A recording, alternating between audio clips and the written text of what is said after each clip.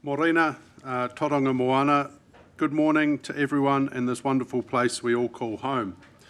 Nāre mai, haere mai, welcome to the Council Hui meeting of Tuesday, the 7th of October 2025. In terms of health and safety, if the alarm sounds, please make your way to the nearest emergency exit, and the assembly point is down Devonport Road towards the Strand. Please be aware this meeting is being live streamed and the video will be publicly available on YouTube. Members, please speak clearly into your microphones and please make sure everyone turns off their mobile phones. Thank you very much. I'll pass over to Councillor Rolleston if he could give us an opening karakia. Thank you.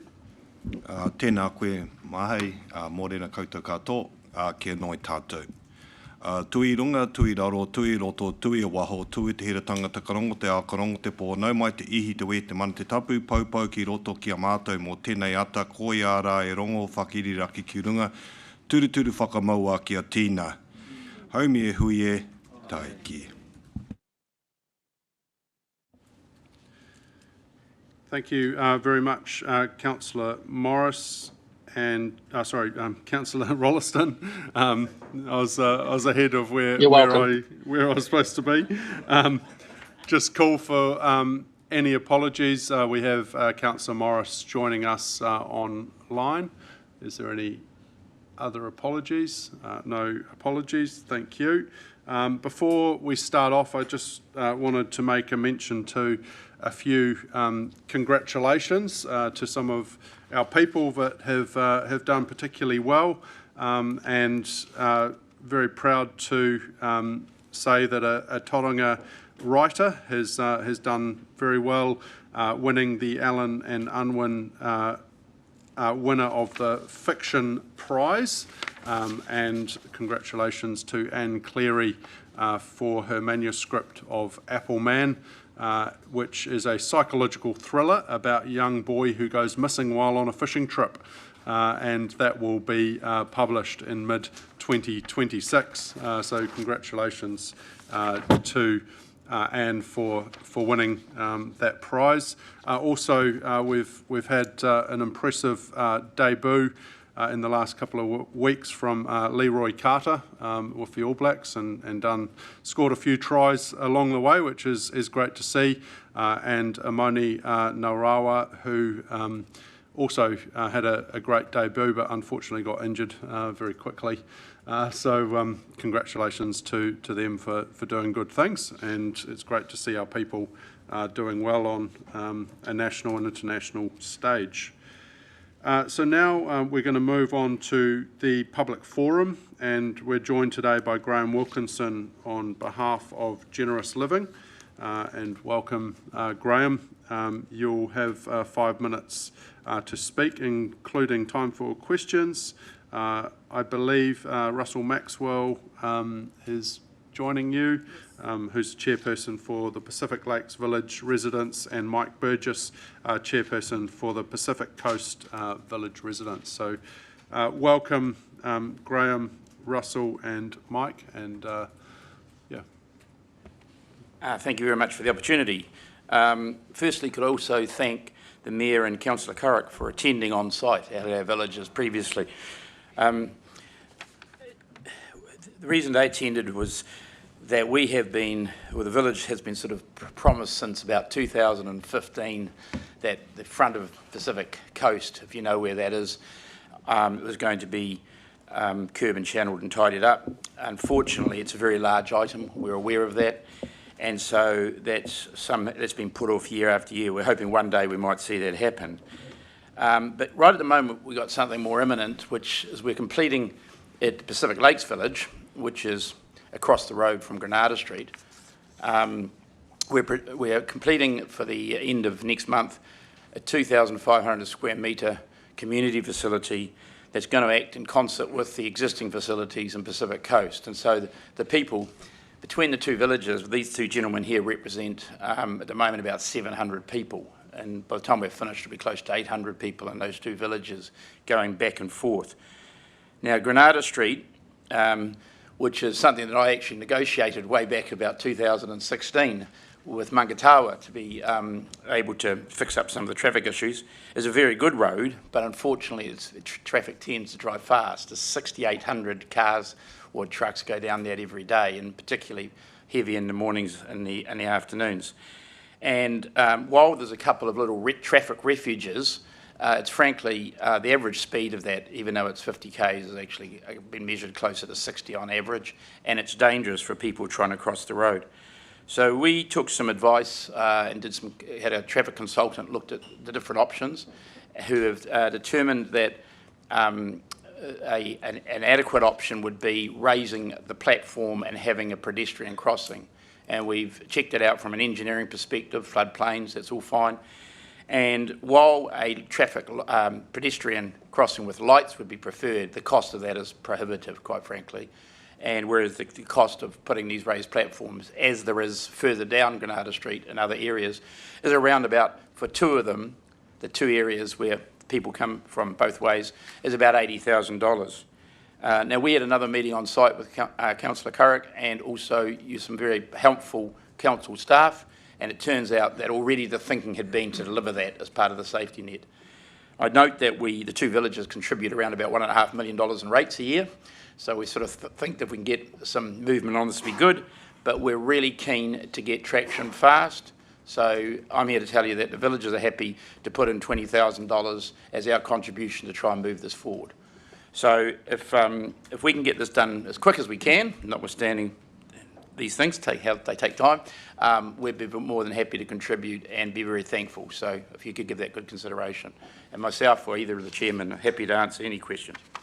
Thank you very much, and thank you for your thoughts and also for being proactive and offering some help in funding something like this. Councillor Crowther. Yeah, thank you for coming in. Yeah, just had a question. You mentioned the 80,000. I'd love to think that's the amount. Has that come from TCC staff? Because I'm aware of similar projects that have cost an awful lot more than that for what you're describing. So is that something you've sort of researched, or how did that number come up? We engaged a traffic consultant from Bothamiscal. Some of you will know the gentleman, and that was his estimate for those about 40,000, perhaps 45,000 per crossing. They're all largely formed, and we're using the existing traffic refuge. So that was his thoughts, but whether in fact he's not an engineer, he's put it for tender, but given the fact that those traffic refuges are already there, it seemed to be reasonable. Thank you for clarifying. I can tell you that the lights were $250,000 a crossing.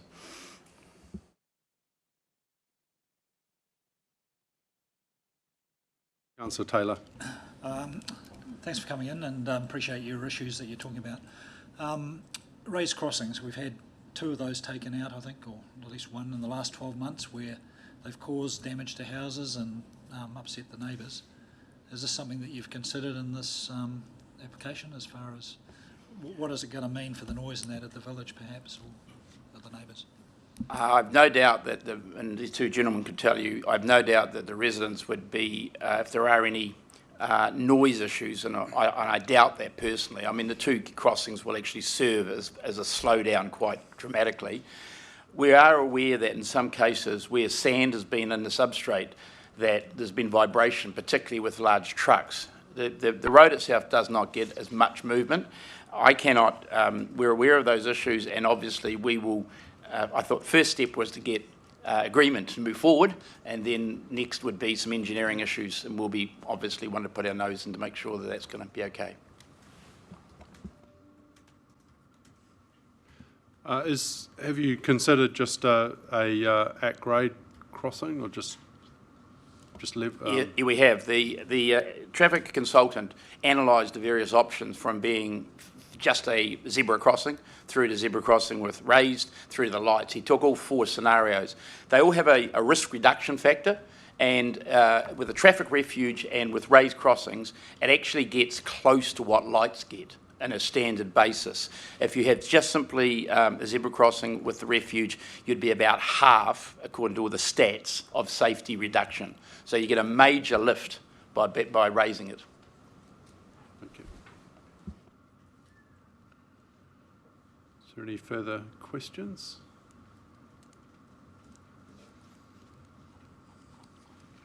All right, well, thank you very much for your time and giving up some of your precious time to come and present to us. Thank you, Graham, Russell and Mike, for attending today. Oh, sorry.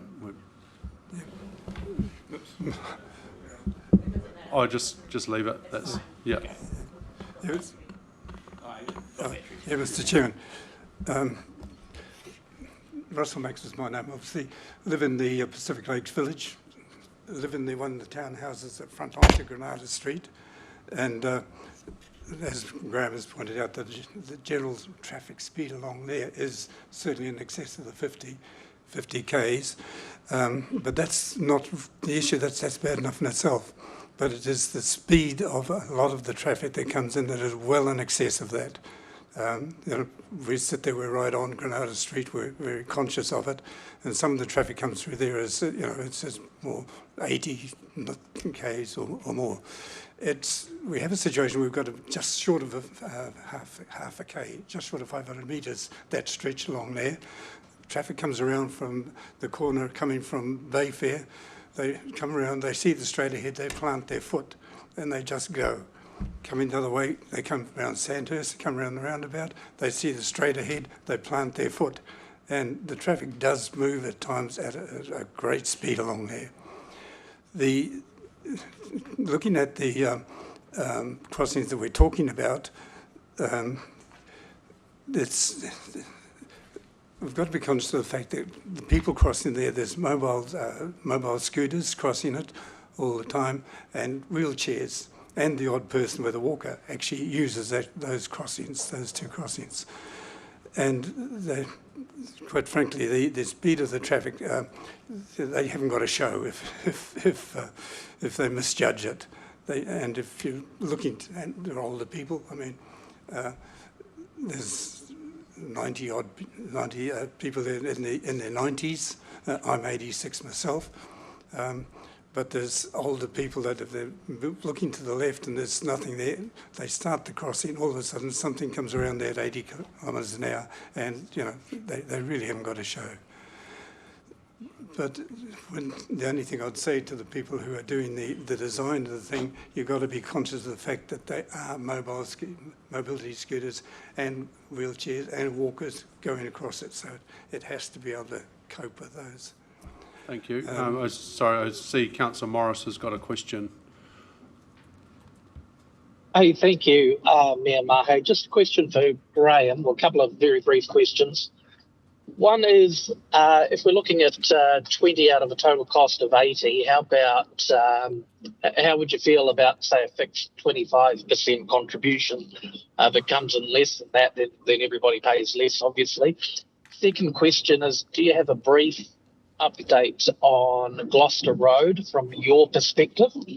And lastly, to the 86-year-old gentleman, I am incredible envy how guys who are in that great part of their life have a full head of hair. Well done, man.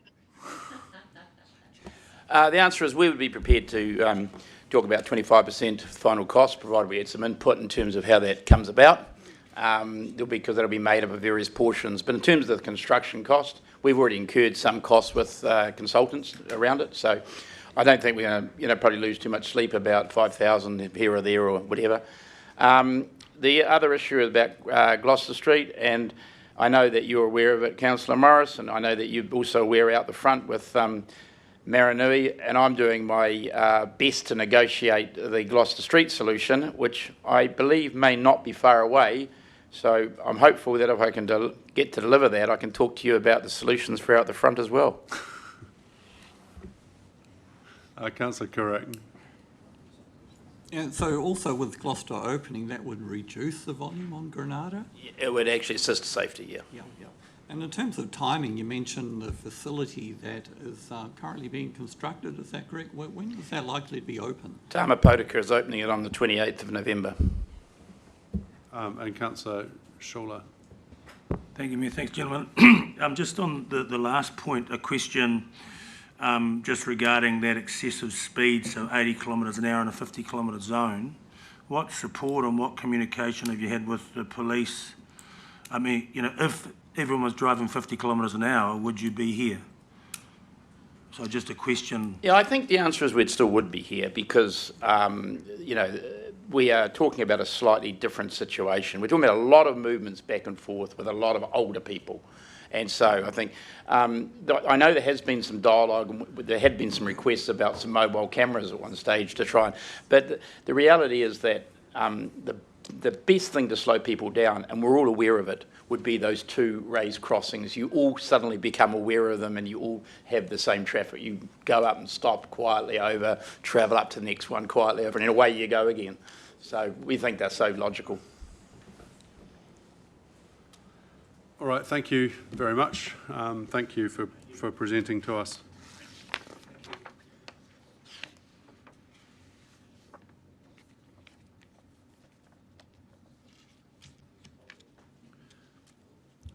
Acceptance of late items. There is one late item included in the open agenda that was circulated on the 6th of October. Is there any other late items?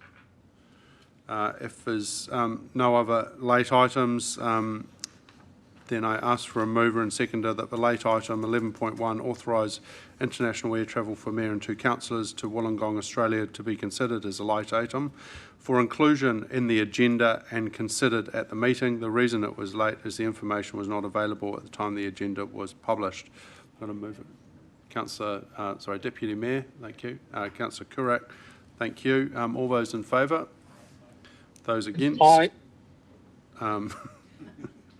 That is carried. Thank you. Confidential business to be transferred into the open. Is there anything to be transferred into the open? No. Thank you. Changes to the order of business. Is there any changes to the order of business? All right. And confirmation of minutes. So minutes of the extraordinary council meeting held on the 15th of August 2025. Is there any corrections to those minutes, Councillor Crowther? Yeah, I just want to clarify whether there is a correction or not needed. On page 18 of the agenda, on part 5 of the resolution in the 15th of August meeting on waters, it states B, 7 and D, Thames Coromandel District Council. The issue I've got is when we voted on that, it was a bit unclear at the time. I know there were different elected members had different understandings, but it was, according to what we were sent afterwards, subject to confirmation by Western Bay Plenty District Council, and that was in something we got in writing after that meeting. But in the official minutes, it's now not subject to confirmation by Western Bay Plenty District Council, so it's quite a significant question with some significant implications. Through the Mayor, my recollection, the resolution was subject to the agreement of Western Bay, so I think you added that in. So I think we need to go back and check that, but that was my recollection, and that's how we've actioned it. Okay, we'll get that checked. Yep. Is there any other corrections? Yeah, Councillor Schooler. Thank you, Mayor Mahe. Reading the rules that we've adopted on minutes, the comment on my being online and having difficulties assessing it, the online attendance on page 13, I just don't know why it's there. We haven't previously done that.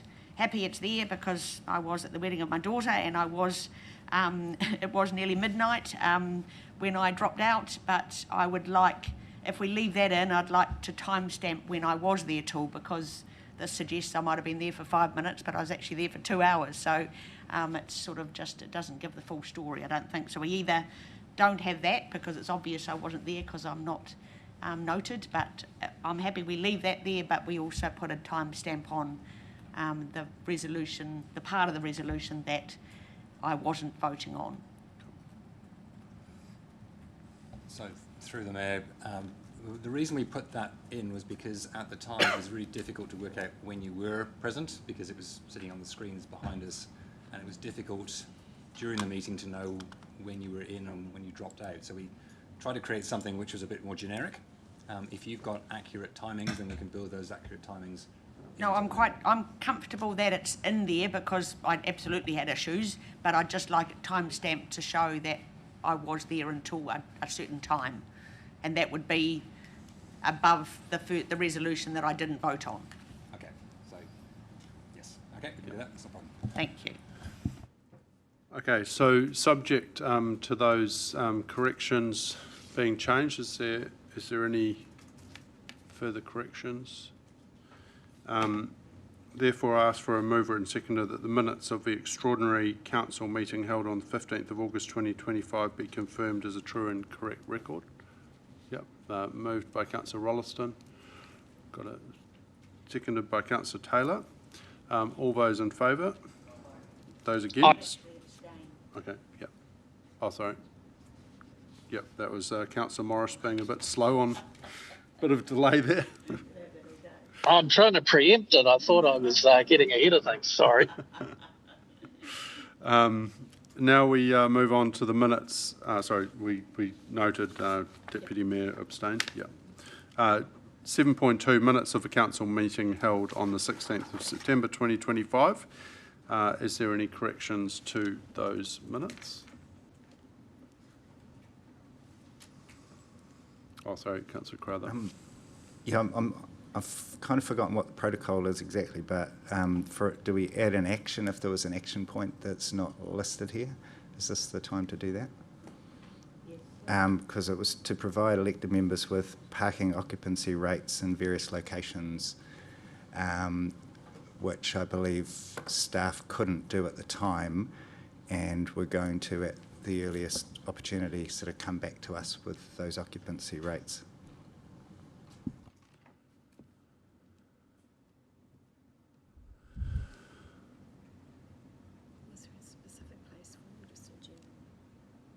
Was that, sorry, what part of the... So that, I guess that would relate to the discussion around, sorry, that's... the options. It was in the context of the CBD parking as opposed to the Mount Maunganui. So 11.4, yeah. 11.4, yeah. On page 30.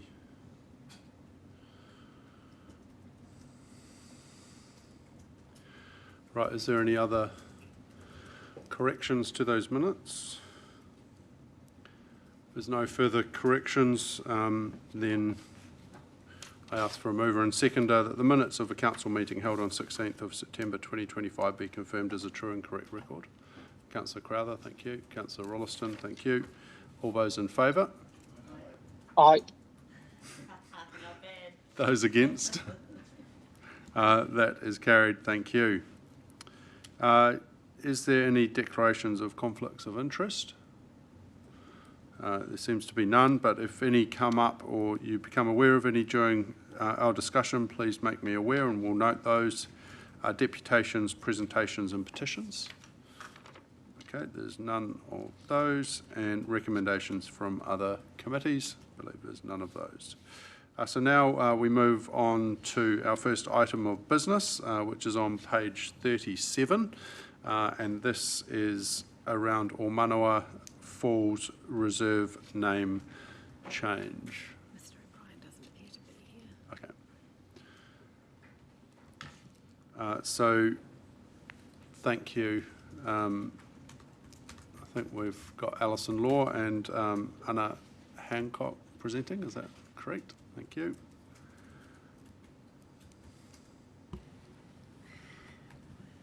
Kia ora koutou. Thank you for having me here today. I'm here just providing a brief intro to the report. Unfortunately, Ngāti Hangaro were not able to attend with other conflicts. So just a very, very brief background. Tauranga City Council have been working closely with Ngāti Hangaro in partnership since 2019 on this project. All of the aspects for the project were developed in partnership, co-design, the objectives for the project and so on. And now that the project at Ormanawa Falls is completed, we continue to work in partnership with Ngāti Hangaro for the management of the reserve through the Cultural Ranger and through the governance group that was established in 2019 continuing to meet. And that governance group includes Ngāti Hangaro, Tauranga City Council and Tourism Bay of Plenty. For the purposes of this report today, I worked with Ngāti Hangaro on the report. They've read it, they've reviewed it, and they are happy with the contents that are being presented here. I understand there's been a couple of questions, so I'll just try and cover those now. The first one that I just want to comment on in terms of the name and the use of the macron. So at the moment, Omanawa Reserve does not have a macron, and the name that has been given by Ngāti Hangaro has a macron. So I understand it might be a little bit confusing in the report where it talks about Omanawa Reserve, that's the existing name, and where it refers to Te Rere o Omanawa, that is the proposed name. And Te Rere o Omanawa has a macron over the word Omanawa. And Te Rere o Omanawa means waterfall of the heart, or something much more profound than than my poor grasp of Te Reo.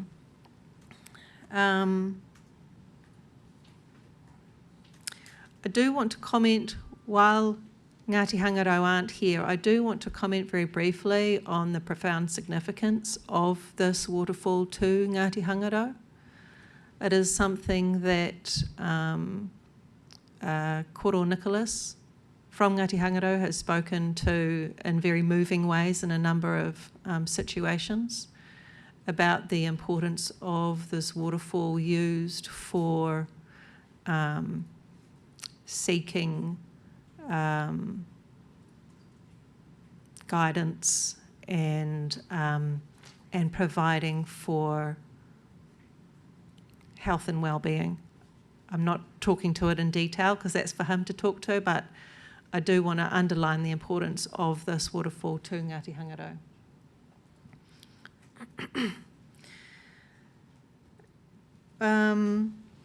This report, this reserve, or Manawa Falls, sorry, I'm just jumping around a little bit. Omanawa Reserve is not a reserve under the Reserved Act. It is managed as a reserve. The reason for this is because when council purchased the land in 1915, it purchased the land for the purposes of power generation. And the land was used for that purpose up until basically 1998, when it was transferred to Trust Power, and then they transferred it back to council, not being able to use the power station. The reserve was not developed, or the land was not developed for the public. It became managed as a historic reserve in 2008 when the first reserve management plan was developed in 2008. Staff did consider multiple times about whether the reserve should, whether the land should be changed to a reserve under the Reserves Act.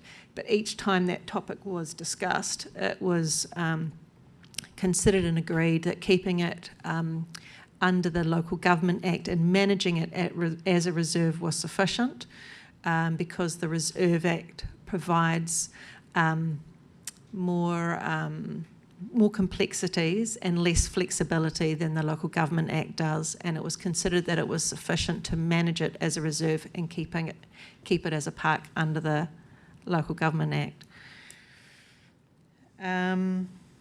Just trying to think. And in terms of renaming, if this council does consider renaming or does approve renaming, then council staff will reach out to Google Maps, for example, and will seek a change to the name of the reserve through Google Maps. We've done that already a couple of times, getting the Omanawa car park named and so on. So we've done that in the past, and we will do that again. Have I missed anything, Alison? All right, I'm very happy to take any questions.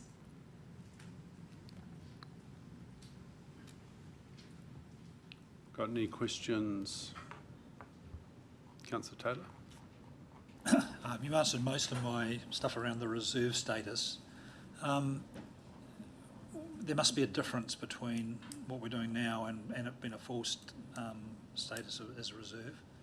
Do you know what the difference is, and like, does it add extra protection perhaps that we couldn't sell it again in the future or change its use? Or Yeah.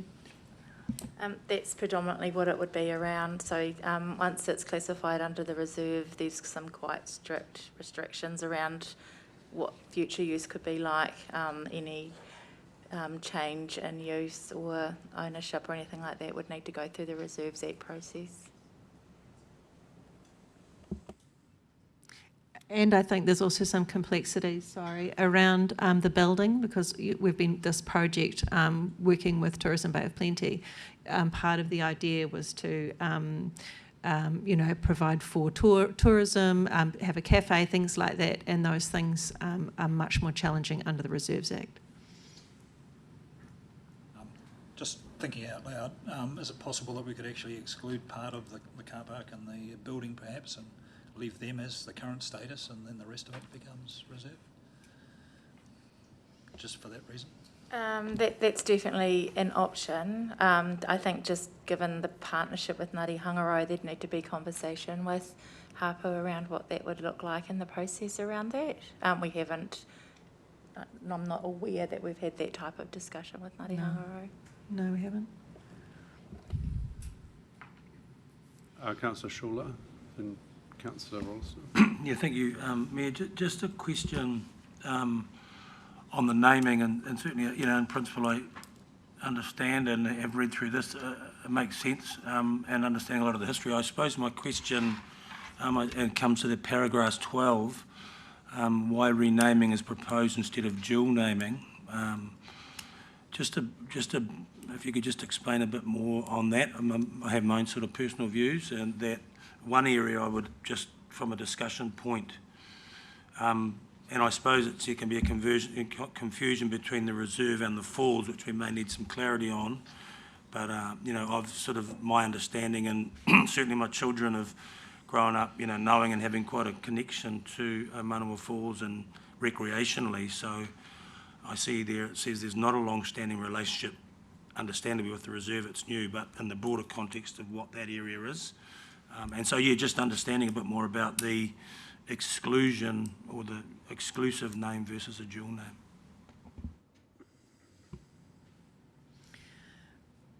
I think when considering renaming versus dual naming, there's probably a couple of different factors. Working with Ngāti Hangarau, they provided the name. They provided the name as a rename as opposed to a dual name. I think the governance group didn't see any reason why a dual name should be set out as a preference over a rename, primarily, I think, because of the fact that the name O Manawa is being retained. So if it was a dual name, it would read Te Rere o Manawa Falls, which would involve a bit of repetition, and that seemed a little bit unnecessary. And given that the O Manawa name is retained, it didn't seem like a really big change to go from, say, I'm thinking as an example for a recent park that was dual named, for example, now I'm suddenly having a mind blank. Isla Park. I'm just having a mind blank. What the real name is? But basically not repeating. It's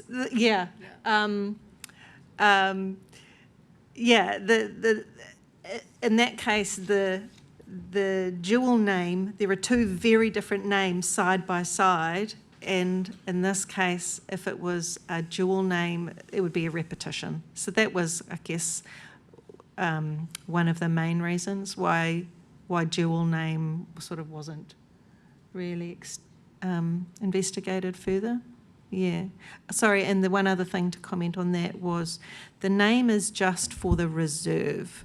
We have the reserve, it's as part of our total reserve management plan. It's listed in there as a reserve. It is the name for the reserve. It's not renaming the waterfall. It's not renaming the suburb. The suburb is also known as Omanawa Falls suburb. It's just renaming the reserve.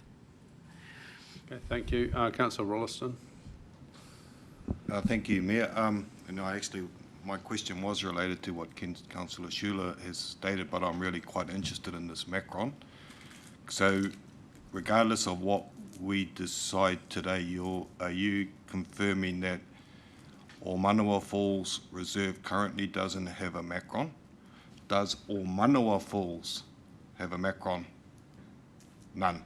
So if we went through and changed this, hypothetically, it will have the macron. Will Falls not have the macron?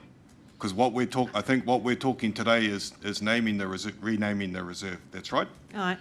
So I really want consistency. Well, thinking around consistency, because if we go through with today, we are going to have the new name with the macron on for the reserve, but the Falls without it.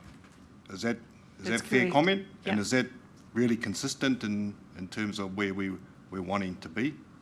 I know we're dealing with one there, but to me it doesn't make sense to have Te Rere or Manawa with the macron and then Omanawa Falls without the macron. Do you have any commentary on that? Yeah, I do know that Ngāti Hangaro were planning on applying to the Geographic Board to see if they could also change the name of the waterfall. And if they did that, the waterfall would then be renamed to Te Rere or Manawa with a macron. That's not something that I don't think that we have control over. That's something that the New Zealand Geographic Board, they make those decisions. A general comment here just looks a little bit out of sync if we have one without it and one with the other. I'm just, I know there's a different conversation around the naming, but I did want to make that point. We should really be trying to be consistent in our naming. Councillor Crowther. Yeah, I'd strongly support the consistency coming from Ultimote, where there's one or two macrons or none, depending on where.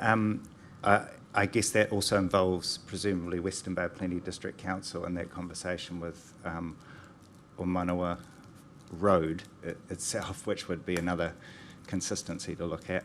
I guess I wanted to clarify, Anna, on Google Maps currently there are 3 Omanawa Falls without macrons. One of them is the Falls, the second one is the Falls Track car park, and the third one is Omanawa Falls, which is the suburb. So are you suggesting that on Google Maps the change would be for the Omanawa Falls Track car park could be called Omanawa Falls Reserve, and put the little location wherever is best appropriate, but you would not change the Omanawa Falls icon which shows the waterfall itself, and you would not change the icon that shows the suburb? Have I got that right? This is about the reserve, it's not about the falls, it's not about the suburb, is what I heard you say. Yeah. The reason why the Google Maps says Omanawa Falls car park is because we received complaints is not quite the right word, but members of the community were concerned that people of the public were driving to their house and they wanted us to do something about it. And we went through the process with Google Maps to try and get that changed. And after a number of tries, the thing that worked was getting the car park added to the map for people that are trying to figure out where Omanawa Falls is and how to get there, that the map clearly shows where the car park is. We were not able to get the little red thing showing the suburb. We weren't able to get that changed. I tried multiple times and others also tried. Follow up, just to be clear, are you talking about then, given what you just said, it seems quite useful to keep the car park one. So are you talking about maybe another not so much changing what's on Google Maps, so people could still find it. If they're a tourist from overseas, they could still, when their friend says, "I'll go and see Manawa Falls," they'd still be able to find that, but there would be a new little icon put on there which would have Te Rere, is that what we're really talking about on That does a practical level? make things seem very confusing and a very large number of icons in a small place.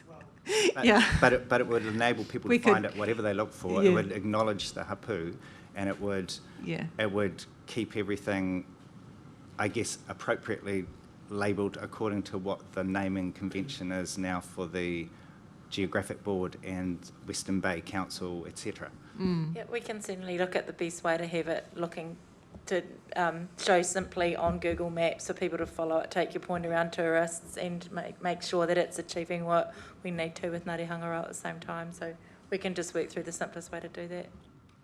Sorry, just to follow on from that. So we have no control over the name of Manawa Falls. That's the New Zealand Geographic Board that would decide that. Correct. Yeah, okay. Councillor Karat.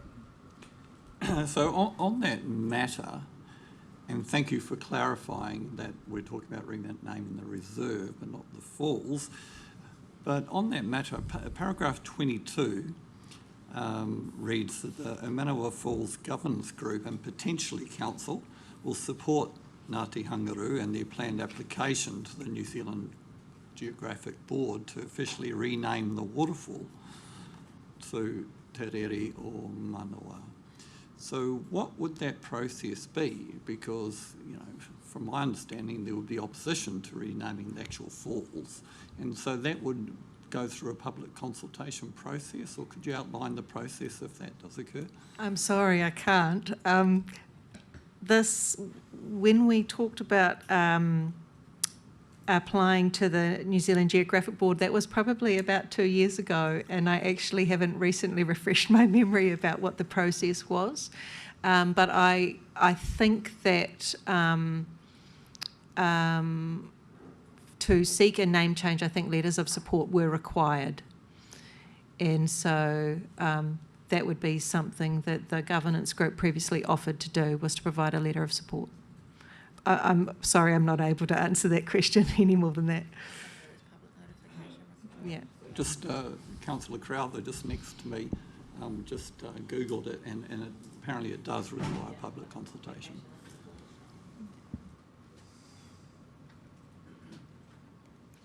I think I was next in the queue. Tēnā tātou, tēnā kōrua.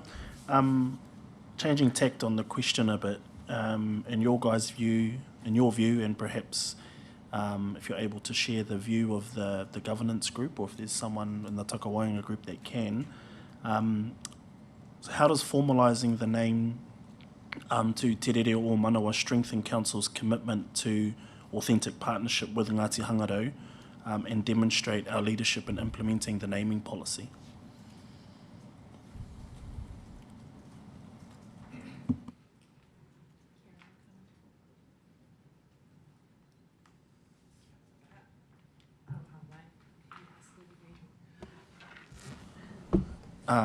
So how does formalising the name to Te Rere o Manawa strengthen Council's commitment to authentic partnerships with Ngāti Hangaro and demonstrate our leadership in implementing the naming policy correctly? Our naming policy? Kia ora. I think the report outlines the long journey we've been taking with Ngāti Hangaro. This is the next step. It's about re-establishing their cultural identity in that space, and I think we all heard that from Koro when we went to the opening at Te Rere o Manawa earlier this year, where they opened the cafe there around the importance of that space. It's a long journey, and this is one step. I was thinking to myself over there, we also in 2004 with Ngāti Hangaro won the Tūtara award for 2024. Yes, what did I say? 2004. Yeah, no, not that close. But in 2004, we won that award, that national award with them around showing leadership and partnerships with mana whenua. And this is just kind of that next step of establishing that and moving alongside with them. There are a couple of other reserves that we've done this with. Does anyone remember Phoenix Park? Yeah? Te papa o ngā manu poro takataka. It's not dual named. And most of us all refer to that park as that. Mawao is the same. So I think this is just the next step we take with Ngāti Hangarau.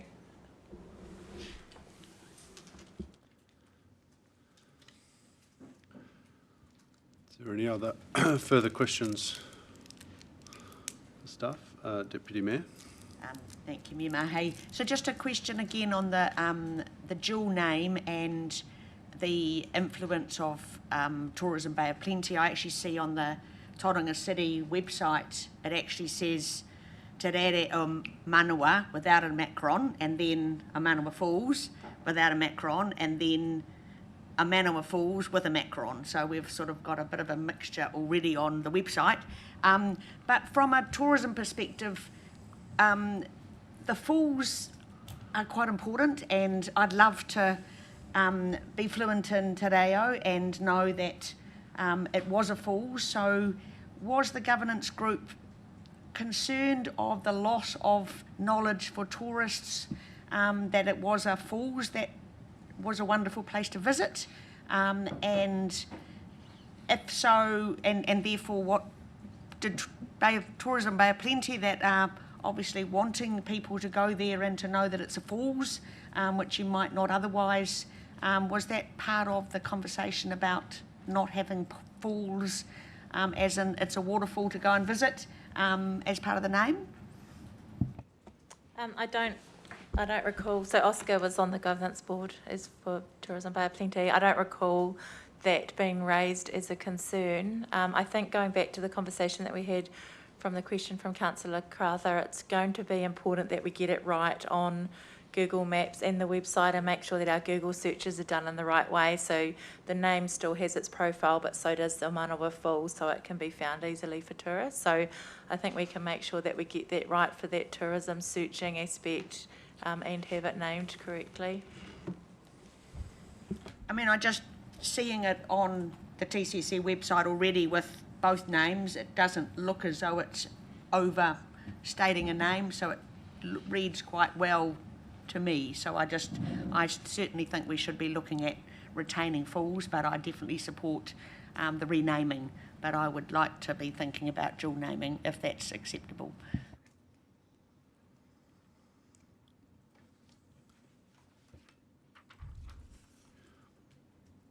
I guess, yeah, just a question around, so the reserve compared to the falls, and how that actually correlates, because the falls, which is the falls, is still Omanawa Falls, and then we're looking at I guess effectively the car park as being Te Rere o Te Manawa. So I'm just trying to understand that relationship and what effect that has. So you think, like, if I searched Omanawa Falls, it would still take me to the same place? I believe it would, yes. Yeah.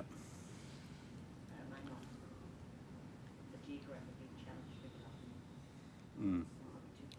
Well, I know how confusing it is, and I've experienced that when I put Omanawa Falls in, and it takes you outside a house, and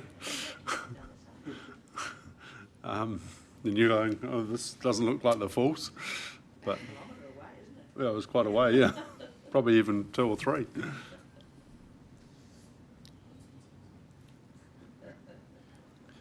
Is there any further questions? All right, thank you very much to staff, and thank you to councillors for your partai. It's I'm now going to ask if we have a mover and seconder for the recommendation, and that is receives the report on Manawa Falls Reserve name change, approves changing the name of Manawa Falls Reserve to Tarere or Manawa.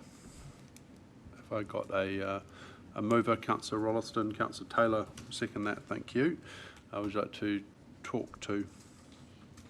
Yes, thank you, presenters, and thank you, Mayor. Would have liked to have had Ngāti Hangaro here to, I guess, to confirm their desires. However, I'm confident in that relationship that exists and their desire. Look, the paper talks around the loss of names, of English names, of Māori names being lost.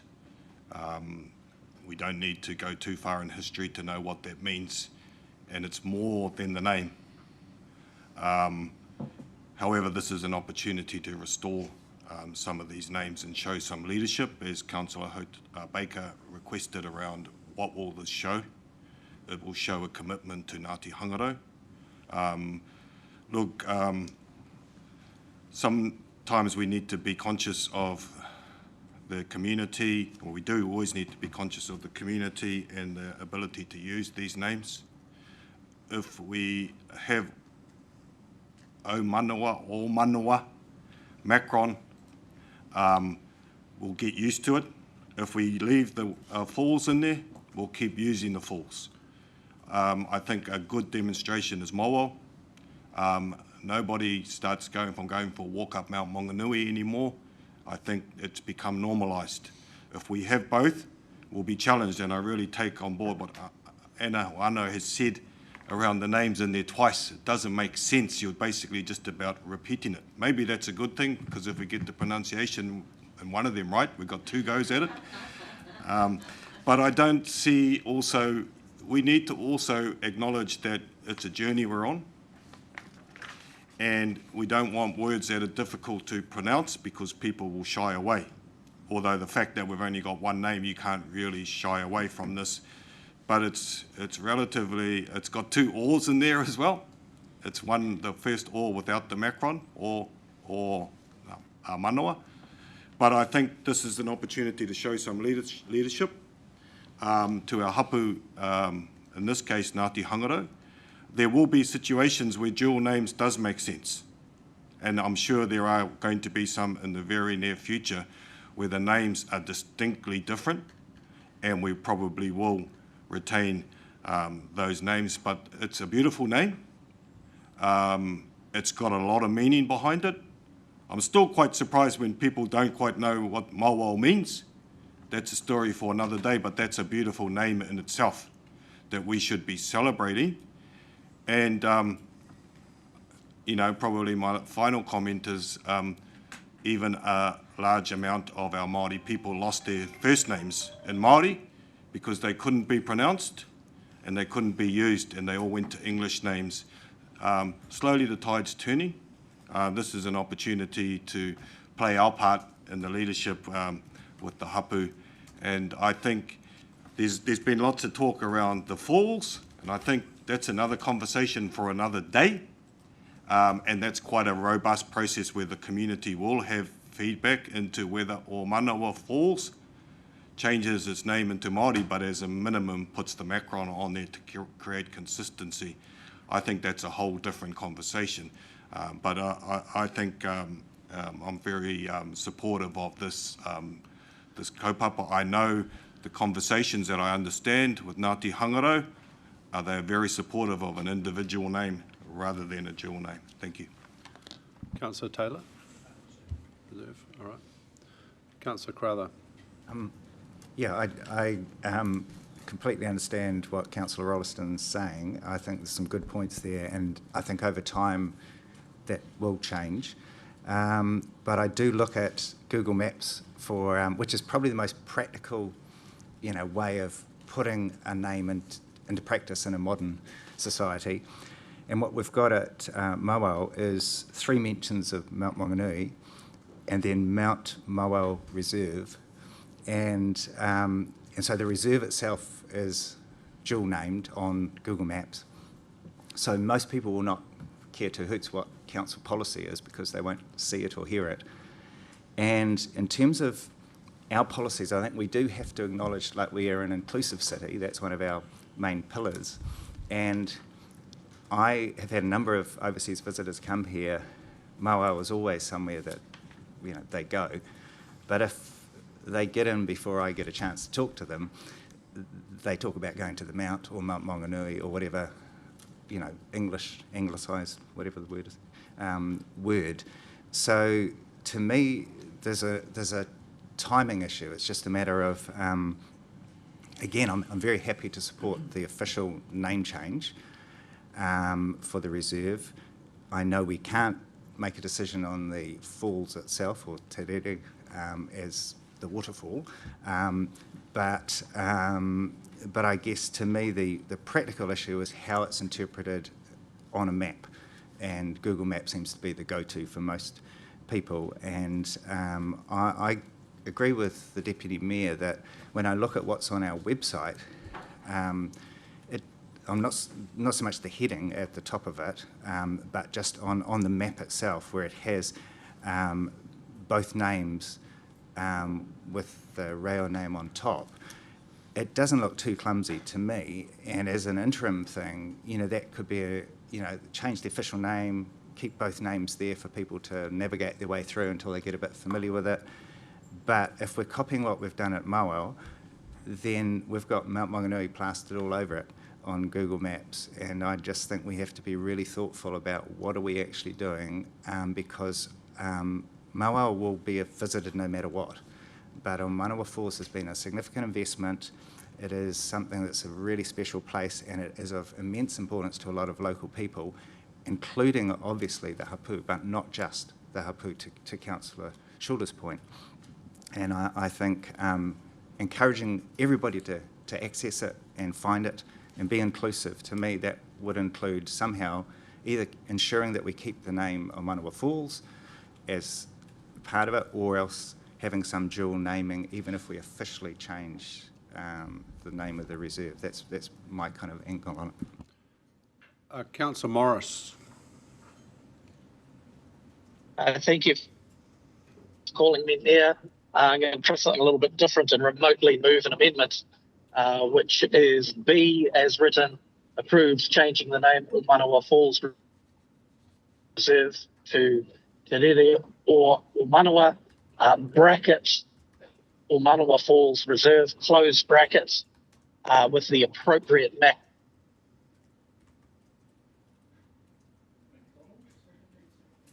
as an amendment to B.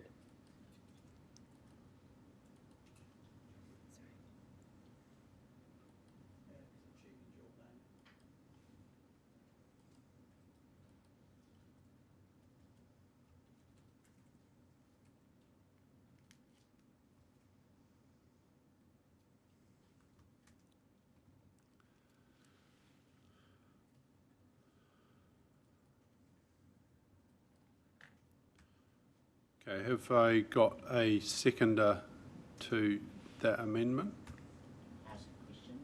Yep. So just a question, Councillor Morris. So why the bracket? I don't quite understand. So at the moment on the TCC website, it just says that it's just got a dash, so that you've got dual names. Is the bracket important? That's just me. I think a bracket gives primacy to the name before it, whereas I think a dash is a dual name. It's almost semantics, forgive me.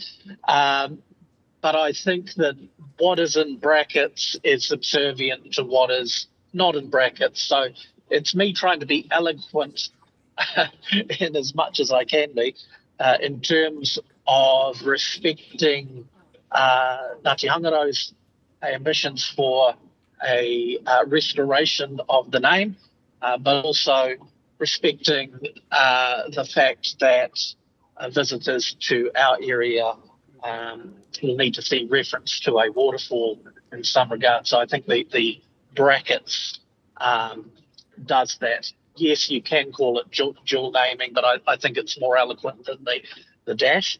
And I'd also, just for the committee secretary's benefit, say bracket All Manua Falls Reserve, close bracket.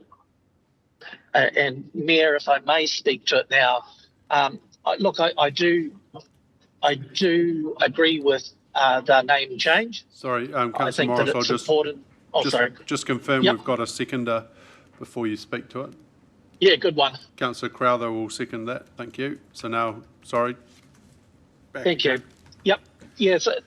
I think it's important that we do reflect the history and what Councillor Henry Rolliston has said around the people not taking or removing their first names and anglicising their first names really strikes a chord with me. And I recently visited a park which was named after an American Indian chief, but the name of that American Indian chief is Crazy Horse, which is anglicised, and his original name is almost forgotten to all visitors, which is sad. That being said, I think it is important, given the beauty of Waimanawa Falls, and that it has been used in marketing material from Tourism Bay of Plenty, even Film Bay of Plenty, that people have a clear understanding that there is a waterfall there. We can't control what the New Zealand Geographic Board says or does.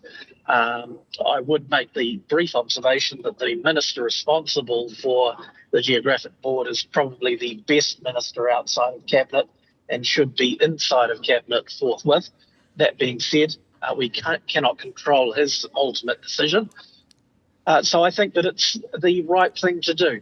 I think that it respects the history, it respects the need to have the correct name, and I think that it also respects the reality that we exist beyond just New Zealand. And I think looking at things from a New Zealand perspective, or Te Ao Māori or Te Reo Māori perspective, you know, the naming of things more and more in Te Reo makes sense in New Zealand and for New Zealanders, but for people who are visiting from elsewhere, it's hard to navigate, and we need to help them do that. So that's the end of my kōrero. Thank you. Councillor Crowther, do you want to speak to the amendment? Yeah, I think this is, I support it on the grounds that it's trying to get the balance just right for this point in time, I think, and that we're officially changing the name and then we're using it in brackets as a translation as opposed to dual naming. And I think that's kind of where I was trying to get my brain to go, and Councillor Morris kind of, thank you for suggesting that. I think it's more just a practical thing, and how it's applied is, as I say, is probably the most critical. But I think it'd be good to have the mana of the site restored to the hapu, but to have the Google Maps help foreign visitors, as particular, to find their way around, and indeed for other people who maybe struggle with te reo for the time being. Councillor Baker, this is the amendment. Yep, speaking to the amendment. Steve, well said, and there was nothing I didn't agree with what you had said. A lot of it made a lot of sense. For me, this is about the name and beginning the journey to restoring the mauri of the wāhi of the area back to its original intent. So my ask of the mover and seconder, considering the sentiment that we want to achieve, would you consider not making B a C, and the C being that through what I'm wanting to ask is that we keep Te Rere o Manua as the name, but C allow for council and blah blah blah to reference it as O Manua Falls as well, something along that nature if we wordsmithed it a bit. So we kept the name standalone and separate. We kept the mana of the name intact, but through social media, informal communications, etc., we have the bracketed version there so that people are aware. And we're still achieving what the hapu wants, what the area wants with the name change and the restoration of the name, while serving some of those practical purposes. Councillor Morris, you want to respond to that? Yeah, thank you. Yeah, I do support that on the proviso that our communications with the New Zealand Geographic Board. Now, I'm not talking about the name of the falls here. I'm talking about the name of the reserve, insofar as it's communicated on maps, and not just Google Maps, but maps as well. So I would be happy with that so long as in all of our communications on our website, social media, our communications with Google Maps, Apple Maps, any other kinds of maps, printed or otherwise, that we do have the bracketed version in there. So I am happy for clarity, yes, I'm happy with what Councillor Baker says around renaming it and then having a fee that within all our communications it is the bracketed one. I am happy with that as the mover on the proviso that we actually do that and it doesn't get sort of lost.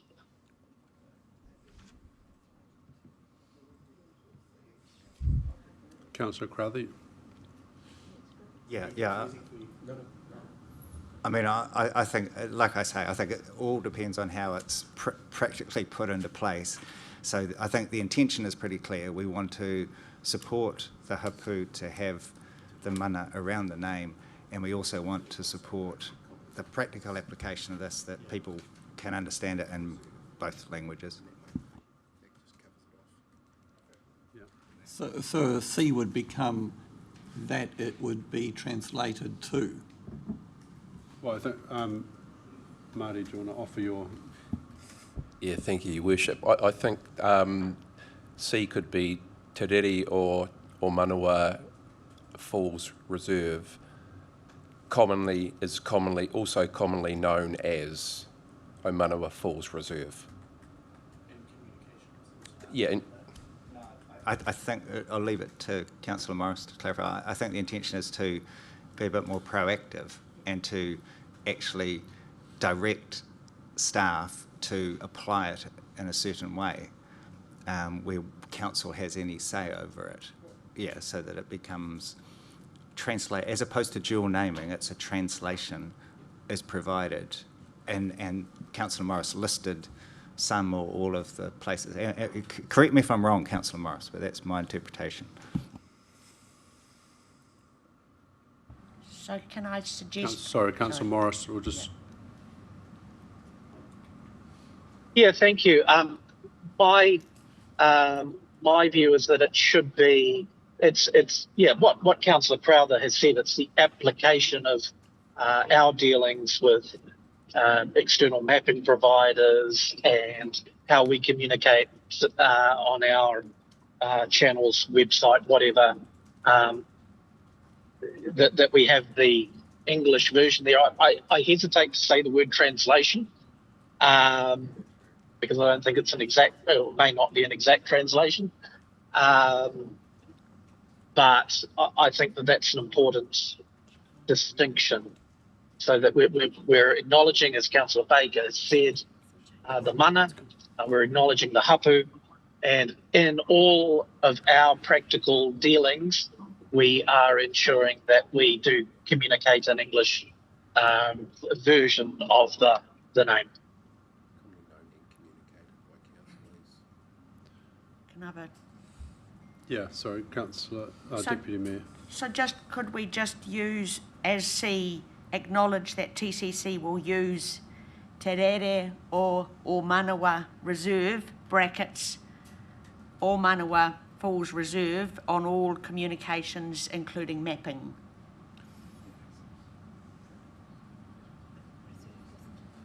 So that's just a That sounds TCC. great to me. Wasn't in what? No, not happy. Okay. That sounds good to me. Yeah, that's fine, but in the Manawa Falls Reserve, yeah. So leave that one. Yeah. Are you okay with how C is? Oh, no, but, yeah, so that's fine. And then acknowledge council Acknowledge to reference that a name as... TCC. No, I think we just go, acknowledge that council reference a name as Te Rere and then in brackets, O Manawa Falls Reserve.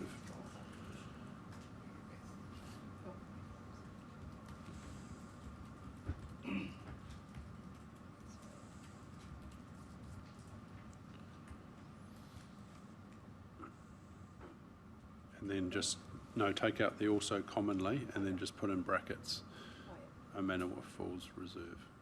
Or Manawa, or are we putting... Or Manawa. Or Manawa. Is that grammatically correct, do we think, Councillor Rolliston, having the macron on that?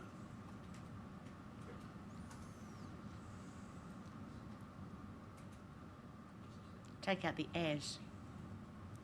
Can you see that, Councillor Morris? Yes, I can. Yeah.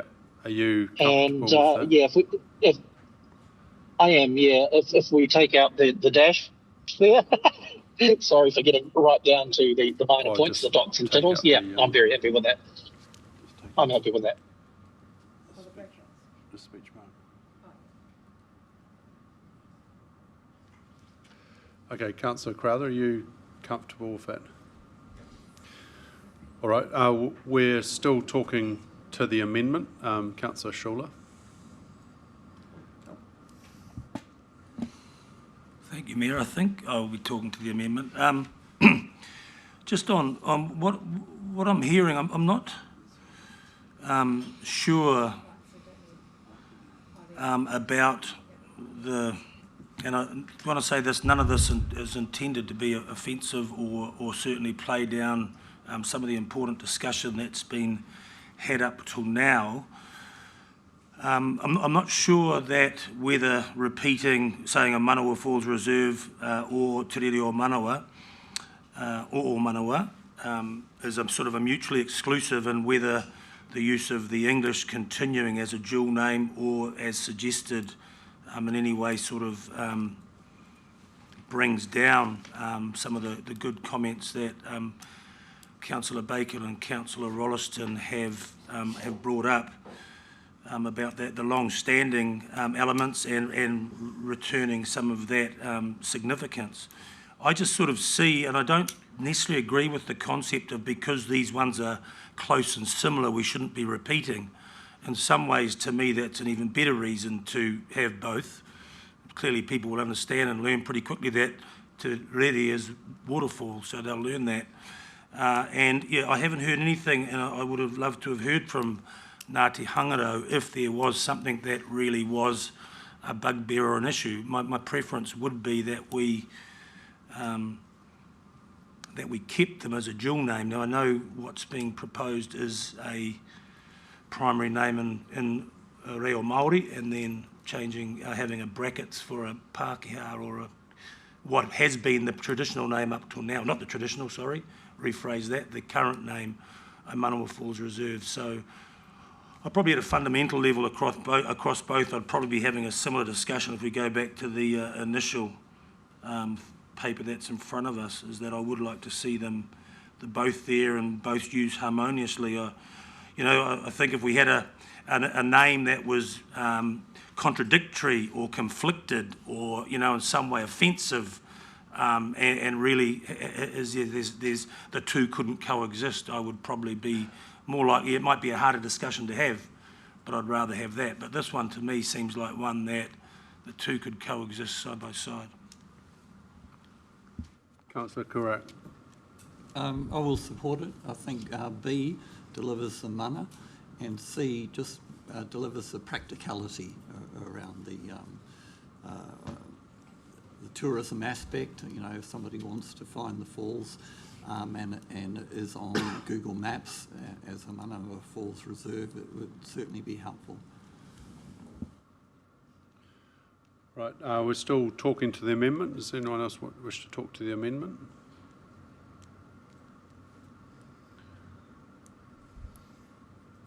I think for me personally, I'm a little torn on this. I agree around the practicality of having, you know, I guess the old name referred to. I guess I'm just not sure it's needed in the fact that the falls, Omanawa Falls, will continue to be named Omanawa Falls at this stage, and yeah, whether it's really required, but I don't have a significant issue with it. I guess it would be nice to ask Ngāti Hangaro as to their views. That's sort of where I'm sitting at the moment. It's been interesting listening to the conversations. So just, I guess, seeking direction if we're comfortable in making this decision now, or if we'd like to go back and consult with Ngāti Hangaro before we... I like that, and I appreciate the discussion and the desire around the table to be genuine and respectful of our hapu partners. I think that's really choice, and it would be good to get them in, and probably Tourism Bay of Plenty to give us a bit of an insight as to how this plays out, because how this plays out with tourism or tourists. A lot of our conversation and reasoning for wanting to acknowledge falls is for that tourism aspect, but my very amateur little understanding of that space is that a lot of tourists that come in are dual speaking. It's the reo, it's the culture and the environment together that separates us. So we should also consider celebrating that more. And what's his name? Oscar's on this board, and the board supports, the governance group, supports this recommendation. We've got questions that may suggest otherwise, so it might be good to get Oscar in as well, just to help provide that lens. Councillor Rolleston. Through you, Mayor, I support. Look, this is an important decision, and it's not urgent in my mind. It's important that we do it right, and you know, we're second guessing. I think the conversation has been a really good conversation. How do we achieve the outcomes collectively to retain or restore the mana of the name, but understand the community referral to it and their connection to it. And then we're bringing in Google Maps and, and a number of other avenues that are practical of how people will want to do it. So I think we're trying to achieve the same thing, but I would feel more comfortable leading this lie on the table till we had a discussion with the hapu to really get there, because we're using that word mana. It's really the mana whenua, and it's really important that we uplift the mana of that whenua with those people. So I feel a little bit uncomfortable. I'm leaning towards that. It's fine, although C sort of sitting in the middle and going, oh yeah, we will change it, but we won't. But I understand what we're trying to achieve here, and my whakaaro is test that with them and be more comfortable. So it's important that we get this right, because not only that, there's going to be other ones that are coming up behind us in the future, and sometimes it will be a clear dual name, and sometimes it won't be. So I support Councillor Baker's suggestion that we don't make that decision right now. It's important. Do you want to move to leave it lie on the table? I'll move to let it lie on the table. Yep. Deputy Mayor will second that. Thank you. I'll just ask all those in favour of letting the report lie on the table.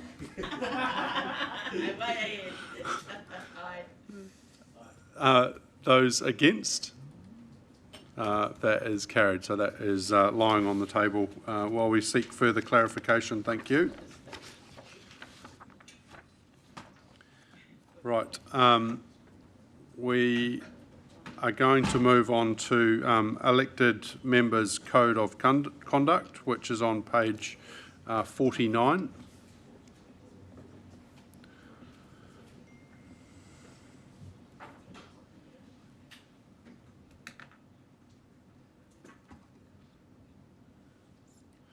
I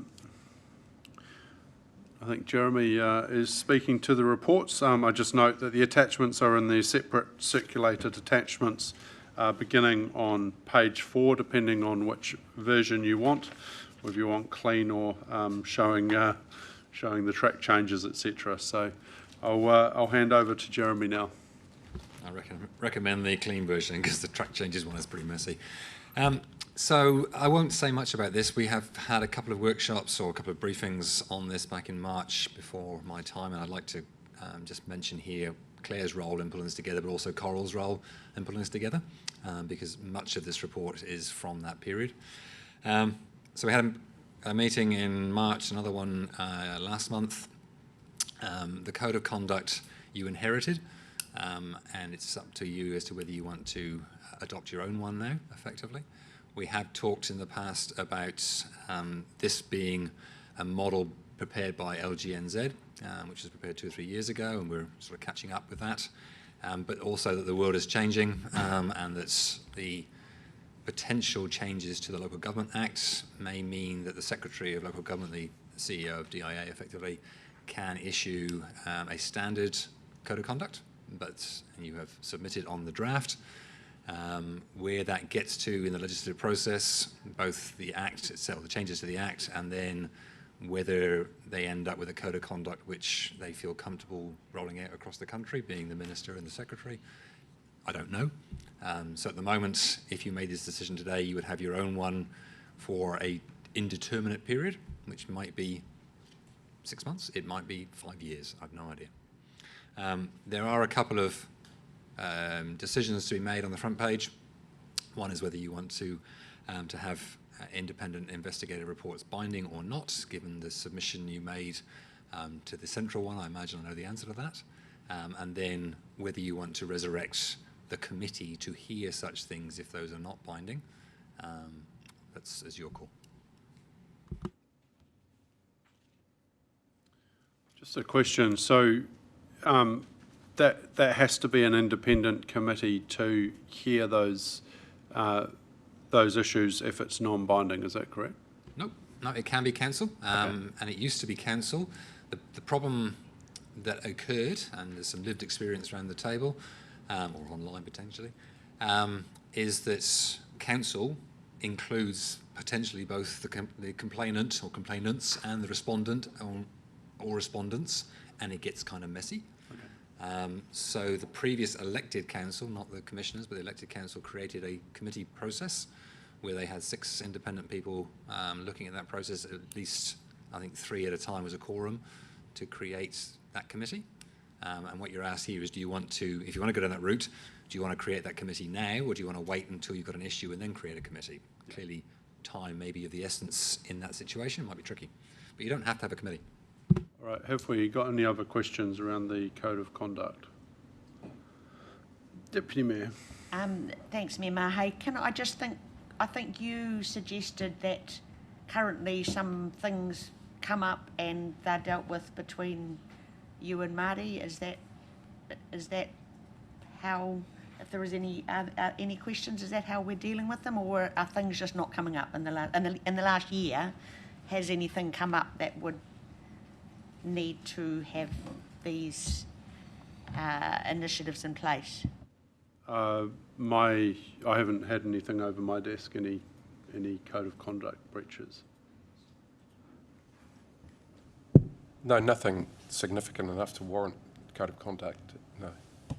So perhaps through you, Chair, just for clarity, the question may have come, I'm trying to put words in your mouth, between the difference between the Code of Conduct now and the potential one being prepared by the Local Government Commission, because the Code of Conduct here means the only complainants can be elected members and the Chief Executive, whereas the proposal, the draft from the Local Government Commission, widens that to elected members, the Chief Executive, all staff, and the wider community.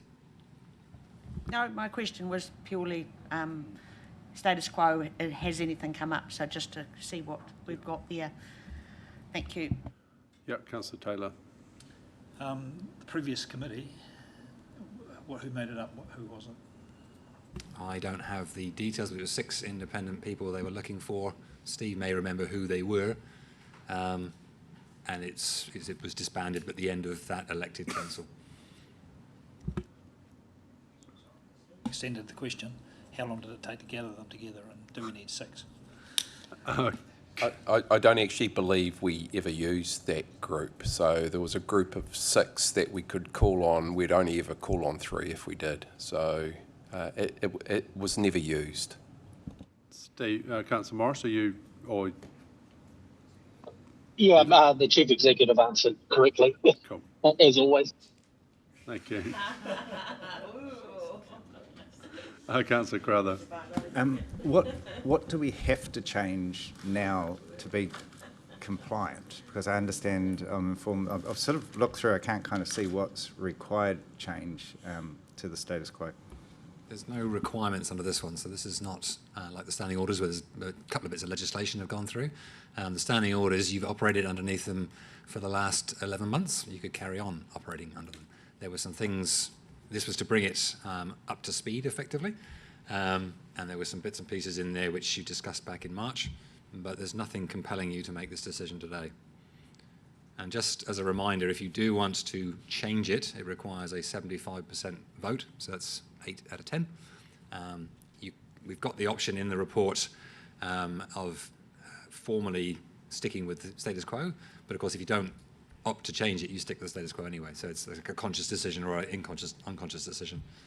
So sorry, to adopt a new one, we need 75%? Indeed, that's under the Local Government Act, yes. Yeah, even though we haven't adopted one in the first place, so. Correct, yeah. But you have inherited one, so you're operating under one. Okay. Thanks for that clarification. Is there any further, Councillor Morris? Yeah, just a question of Jeremy.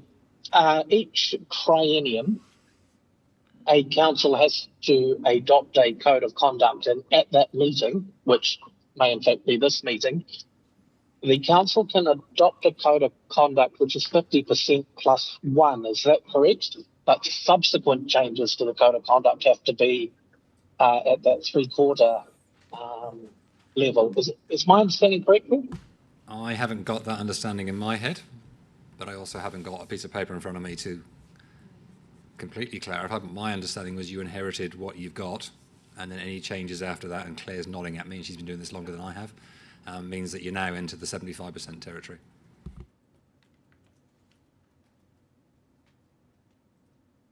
So can I just ask, therefore, if there's a suggestion it doesn't get 75, are we left with status quo, as in we didn't have to make a decision at all? That's correct. So if you don't get 8 out of 10 voting to change this, then it stays as it is. You can actively make a 6 out of 10 decision to stick with the current version, but the default is you'll stick with what you've got. Right, Councillor Schuller. Thanks, Mayor. Can I just get clarification on paragraph 12? An alternative recommendation, recommended resolution D, has been provided to reaffirm the existing code, etc., etc. So is that what, am I reading that's what you recommend, or am I reading that wrong? No, it's put in there as an alternative at the workshop on the 2nd of September. I was asked to include that option in the report. It wasn't in the version you saw at that stage. And paragraph 12 just basically explains why. Yep, thank you. Right, no further questions. If there's no further questions, then I'm happy to move A, B, C, 2, D, 2.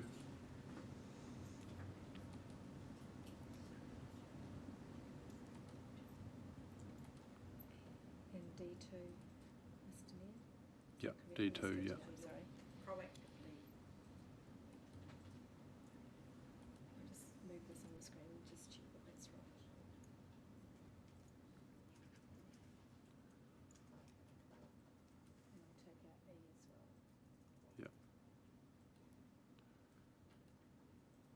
So basically going for a, adopting the new code of conduct, non-binding on council, and deferring the establishment of a committee to consider. Yeah, Deputy Mayor, thank you. I don't have any other discussion apart from saying I think this is a good step to proactively own the code of conduct and update it, rather than relying on a document that was approved by the final council. And potentially there is a new code of conduct going to come, but as we've seen with public transport ticketing, it may not come for 1 year or 5 years or whatever, so we might as well be proactive and adopt something in the interim. Deputy Mayor. Okay. Is there any other discussion? Councillor Roseboom. Thank you, Mayor. No, I do not support this. I support A and E. Central Government is working on a standardised version, and it's, according to their website, the Commission, it'll be out end of this year. I'm assuming it'll be in line with when all the newly elected councils have to adopt a standardised code, so I'm picking it'll be available to everyone at some stage at the end of this year or early next year. I do not support the current one. The LGNZ, Local Government NZ template, I think, is flawed. It doesn't take into account the views of all New Zealanders, and this current code of conduct comes out of that. So no, I do not support this. Councillor Crowther. Yeah, I'd vote against this as well. I guess for me, it's sort of, I don't think it's going to be like the ticketing. I take your point. Government takes time, councils take time to do things, but ticketing's a technology issue. This is a political issue that the minister's been very clear it's going to happen before the next election, and the timetable, as Councillor Roseboom says, is much quicker than that. So unless something really unexpected happens, which in light of recent comments from the government is unlikely, I think it's better we sort of see the lay of the land. We obviously had our views expressed in a submission. I have some concerns about parts of this code of conduct. I think some things are an improvement, some things are a step backwards. I would much rather wait, see if we're going to have the power to put in our own one, and then work it through so that we actually go through piece by piece and make sure we're happy with each part of it. But at the moment, I think it's got a bit conflated with the government's initiatives, and we're not sure where we're going to end up. I'd rather wait and see. Councillor Morris.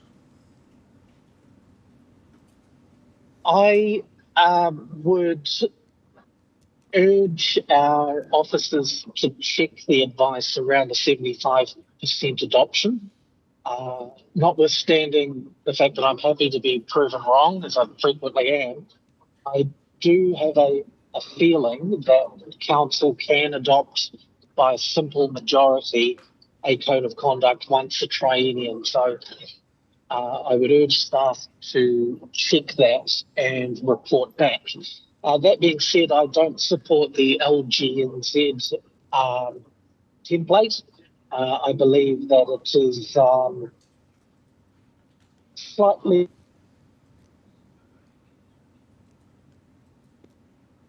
not as neutral as I'd like it to be.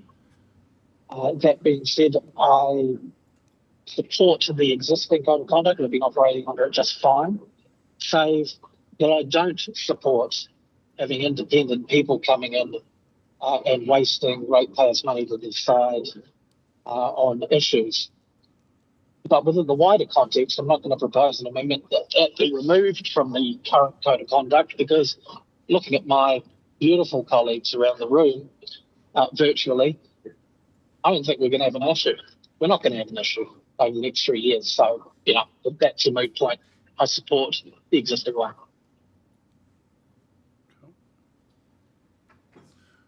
Jeremy, have you? Yeah.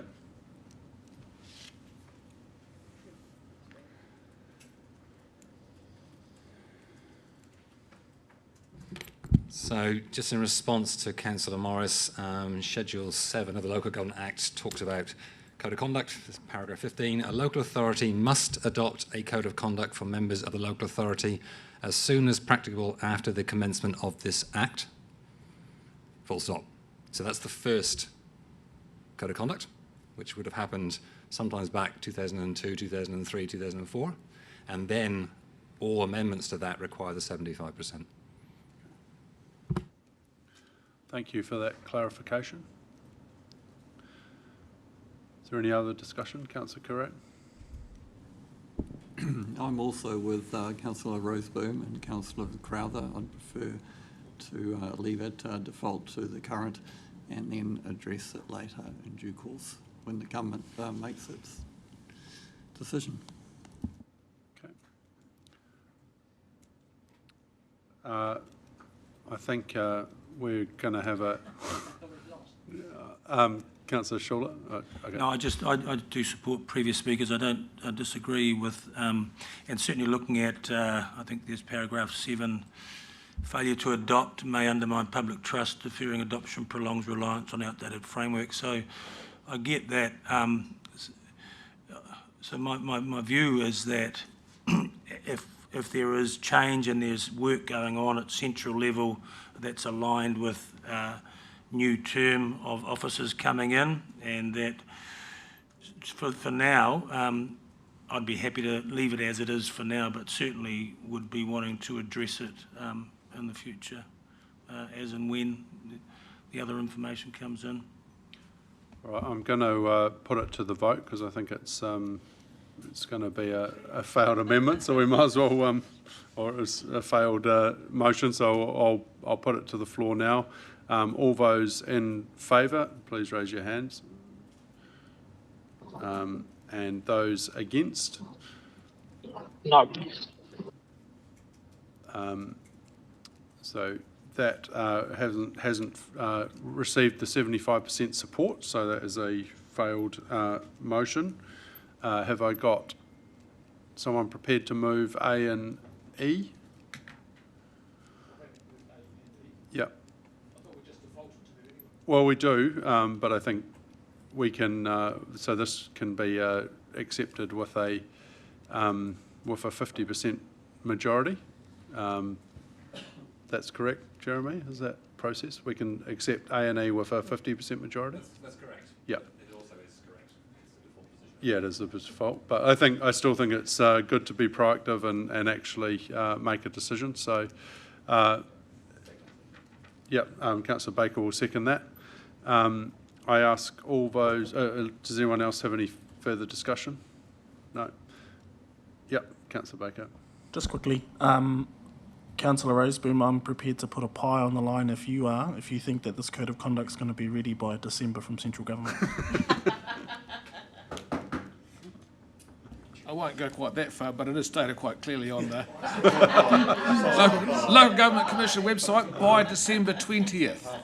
So it'll be a Christmas mince if we have to go that far. Right, so now we're talking A and... Oh, sorry, Councillor Schuller. So just on that, just from clarification on E, I mean, is it just taken that once something comes from central government, we're going to revisit this, or do we need to have some wording to say that we will? Oh, well, I think it's potentially going to be compulsory. Yeah, so it'll be happening anyway. Yeah.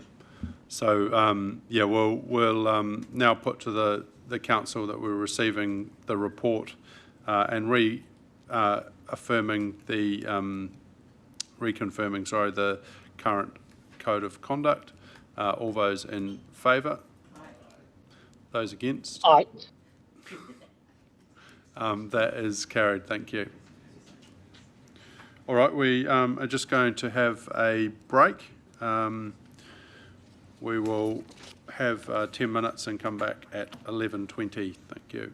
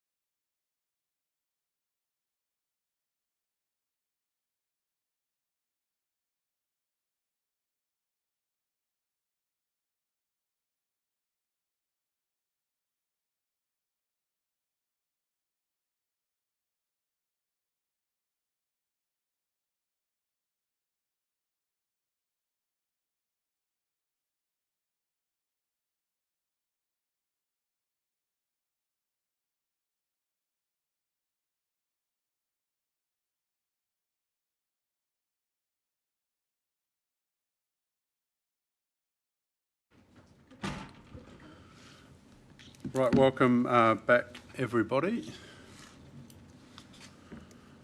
So we are now moving on to page 61, which is 11.3 standing orders. There's a couple of changes here, and I'll hand over to Jeremy to talk us through some of those. So, a very similar story. You inherited a set of standing orders from the previous council. Same story around the 75% because they are in place, so any amendment requires a 75% change.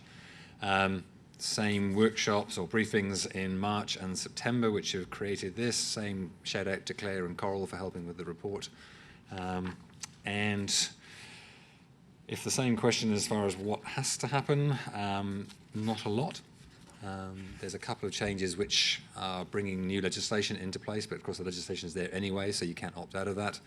But it tidies the standing orders up. Most of the rest of them are voluntary.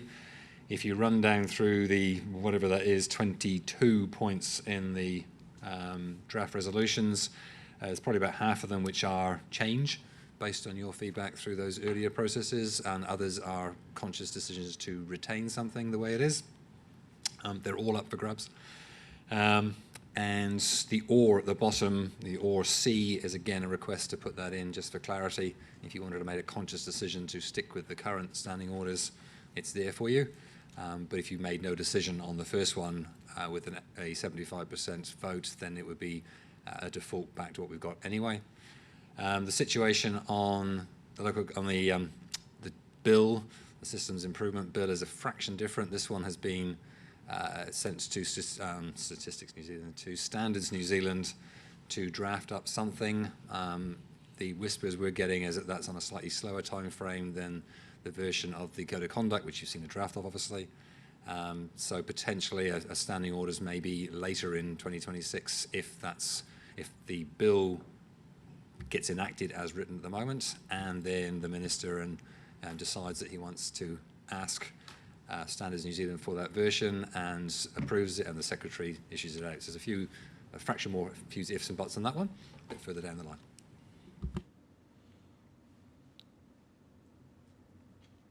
Right, is there any questions on this one?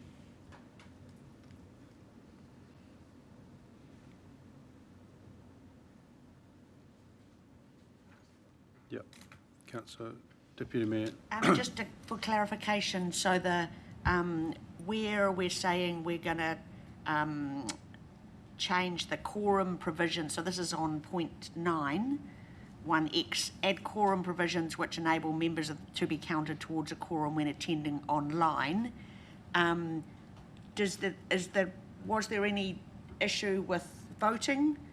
I don't know, is that, so voting, Steve being online still counts towards voting, but it just wasn't towards quorum?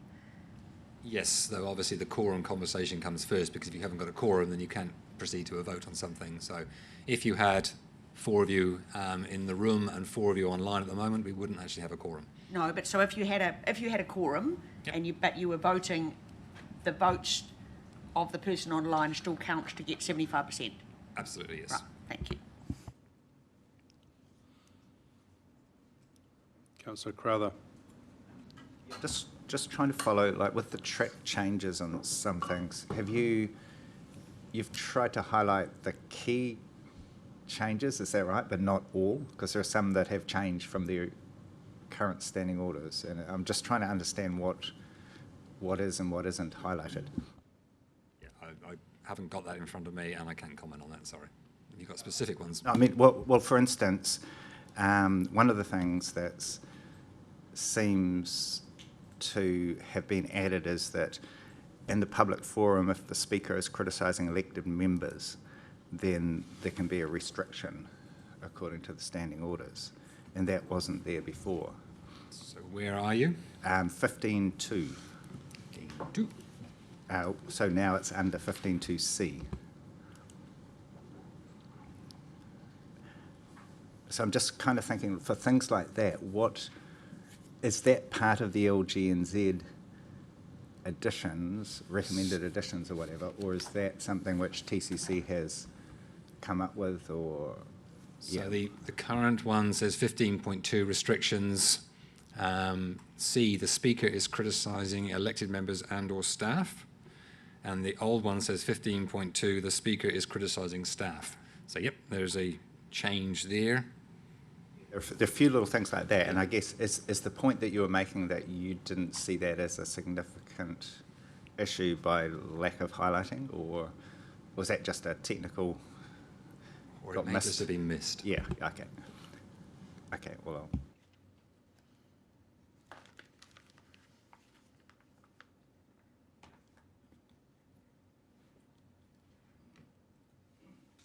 Is there any other questions?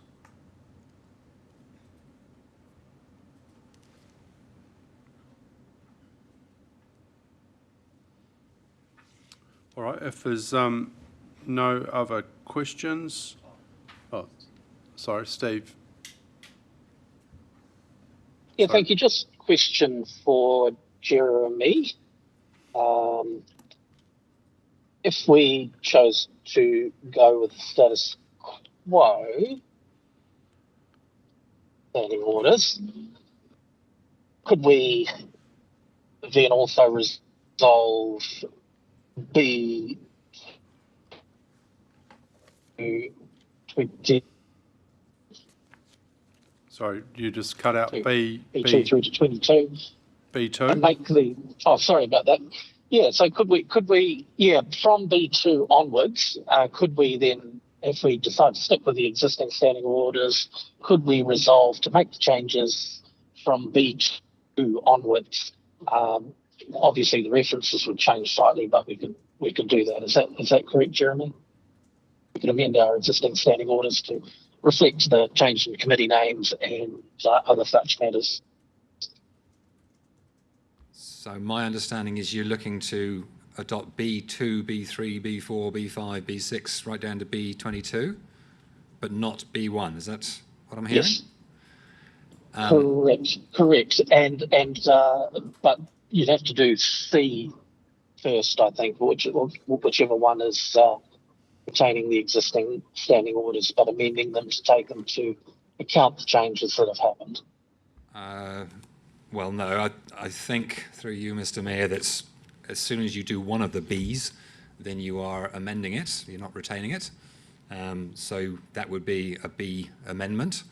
And I think if you were looking to do that, I would probably invite you to pass those resolutions and ask us to redraft it and bring it back, because it's been drafted using that plain English version, and to make all those changes in the old one on the hoof in the chambers right now, I would be a little bit nervous.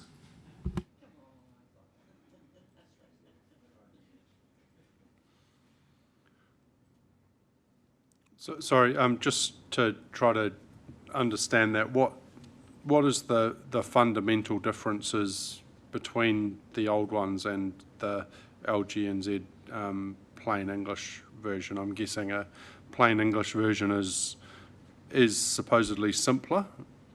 Like I don't want you to go through and tell me every change, but for an overarching, what is the significant difference between them?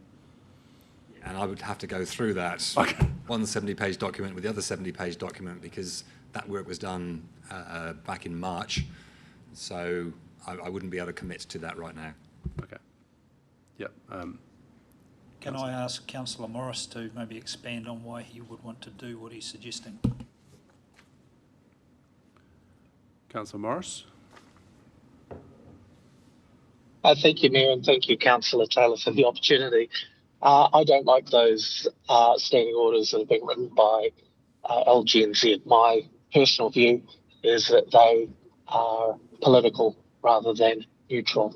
I think that they have added political elements to it.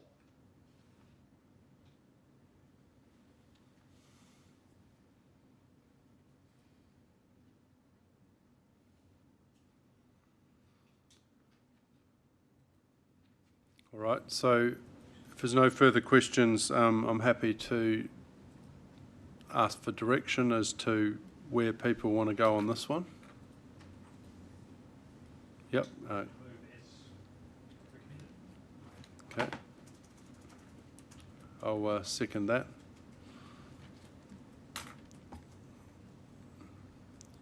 We got any, do you want to talk to it, Councillor Taylor?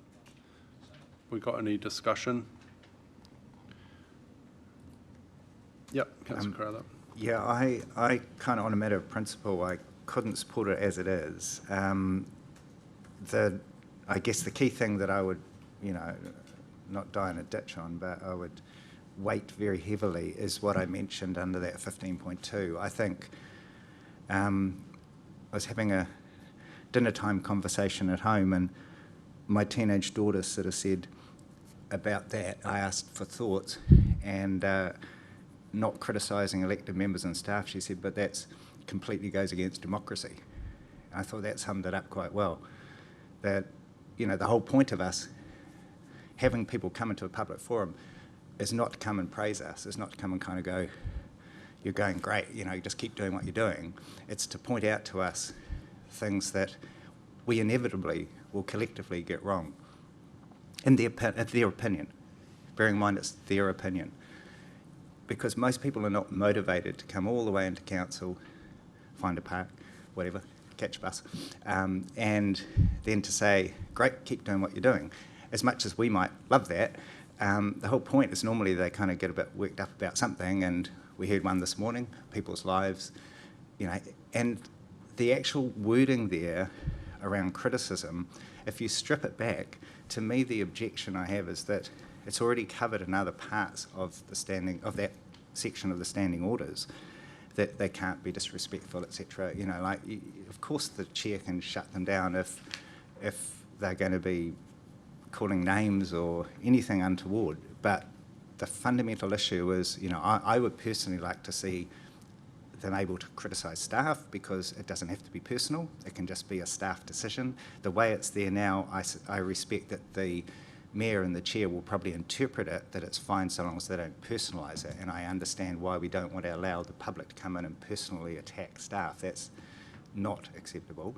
But to so long as it's interpreted that they can, if you like, criticise the ideas that have been put forward by staff without making it personal, I think that should be allowed, and hopefully will be allowed now and in the future. But the big one for me is elected members. I just do not think that we should be saying, no, you can sort of shut this down, that there's discretion for the chair to shut it down because someone says, hey, I don't really like the decision you did on X, Y, Z. To me, that's the very, as my daughter said, it's the foundation of democracy. Well, yeah, I guess I don't read that at all. I think we have, we have a code within our team around not making it personal, and criticising a decision that is not criticising elected members or staff, in my mind. We've had situations where we've had direct attacks from the public on staff, and I think that is appropriate to shut that down. When someone's calling staff or abusing them personally, I think there's an absolute right. We need to protect our staff and ourselves. I wouldn't accept that at all, but I don't think it goes into criticising decisions, because that's everyone's right.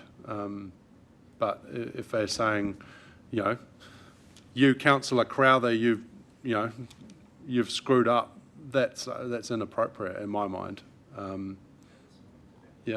I guess that's my point. I completely agree that it's not good if someone comes in and says, Councillor X, you're a horrible person, you have made a terrible decision and you're badly motivated, and it starts abuse. Absolutely, but my point is that why are we putting this in here? It's criticising. There's nothing wrong with someone criticising, in my view. It is part of that foundation, and we've already got, if the speaker is repetitious, disrespectful or offensive, and to me there's more than enough scope in that bullet point, D, to cover that off. And we are adding in proactively that we don't want criticism from the public. And I just want to clarify, I'm happy for people to disagree, I'm happy for people to tell me to get lost, but I do want to make it clear why I'm saying this. It's not that I want anyone to be disrespectful, I don't want them to personally attack anyone, but I do think it's covered elsewhere, and I think the fact we are proactively bringing that in to these standing orders goes beyond just protecting staff by putting that word in to give the chair some leniency to kind of protect staff. If there's any question, they can err on the side of caution. But with elected members, I think it needs to be the other way around. It needs to be, we cop whatever it is unless the chair thinks there is disrespect or offence being given. Councillor Kurak. I do agree, absolutely. Constructive criticism is helpful in democracy. And if you Google the term criticise or criticism, it's not pitched in a negative way, unless, as Councillor Crowther referred to, where it's disrespectful and that offensive. And that behaviour, we do want to have that in the standing order. So I'd be happy to remove that reference to criticism, because you know there's a lot of constructive criticism that we all take heed of and respect. So, you know, perhaps if it had reference to personal criticism, then I could sort of understand that. But so I'm with Councillor Crowther. I'd like that deleted. Perhaps Councillor Crowther can propose an amendment. No, but you can pitch it. It's your recommendation, so I'm happy to second an amendment. Councillor Morris. Yeah, thank you, Mayor. Just had a transmission problem at the critical time when the resolution was being moved. So question, is this resolution the LGNZ recommended template? Yes, it is. Thank you. May I speak to the resolution? Yeah, A and all of B, yep. Councillor Morris, continue. Oh, thank you. Thank you for that clarification. Yeah, I think also, just reflecting on some of our earlier conversations about the 75% thing, and I hear the concerns, which I agree with, raised by Councillor Crowther. I would say that within our group and with our mayor and our chairs, I don't think we're going to have a problem because they are relaxed and they respect democracy and free speech. But we may be binding a future council here because of the need for 75%. And I have seen it go wrong before where a chair has decided to shut down free debate. And we all know how that ended in the long run. So I can't support, unfortunately, the resolutions on the table. Councillor Schuller, do you want to speak? I suppose it was just a bit of clarity, trying to get an understanding between C and D, and as per Councillor Crowther's comment, you know, the words disrespectful and offensive that cover, because, you know, I do agree, it's criticism itself, so it's the understanding and the interpretation of the meaning, I suppose. Getting that clarity is pretty important. And if it is covered adequately through D, disrespectful or offensive, as opposed to a personal criticism, then is that just being repetitious? Yeah, I guess just my interpretation is, you know, when you say staff or elected members, it's a personal criticism of those people. Like, it doesn't say criticism of a decision. That's, you know, that's completely, and yeah, so I guess I'm quite comfortable with where it's at. I guess I don't have a, you know, I don't have a strong view as to whether it got removed, whether it would actually change anything, but yeah, Councillor Roseboom. Thank you, Mayor. Now, as I read through these over the weekend, I do accept that the public have the right to criticise and critique us, and I fully, and sitting in that chair, I like being able to do this to defend both the staff and elected members, to have the ability to stop someone saying something, to ask them to refrain something, to change tack or leave, I like the ability to be able to do that. I'm not going to stop them from giving honest critiquing of us, as long as it's done in a respectful way, as far as, and also protecting staff. About reputations, respectful and being offensive, that can be directed to anybody, not just in this chamber. They could be derogatory against members of the wider community. And I need to be able to, as chair, cut a conversation where I feel it's drifting off and becoming personal to anyone in our community. So both of these, I know they're very similar, and you may think by removing one or the other you're going to improve it, but I think you may take away from the ability of a chair to manage. And I fully appreciate Councillor Morris's comments around with this current group and the high standards that we have within this group. That can be a recommendation to the people of Tauranga to ensure that they elect people with high integrity that interpret these rules in a meaningful way, which they were written, and we apply them in such a way that it allows the public to critique us, criticise us as their representatives, but also allows free, open debate, so their message gets across and we understand it. So I actually support the orders as they are written here.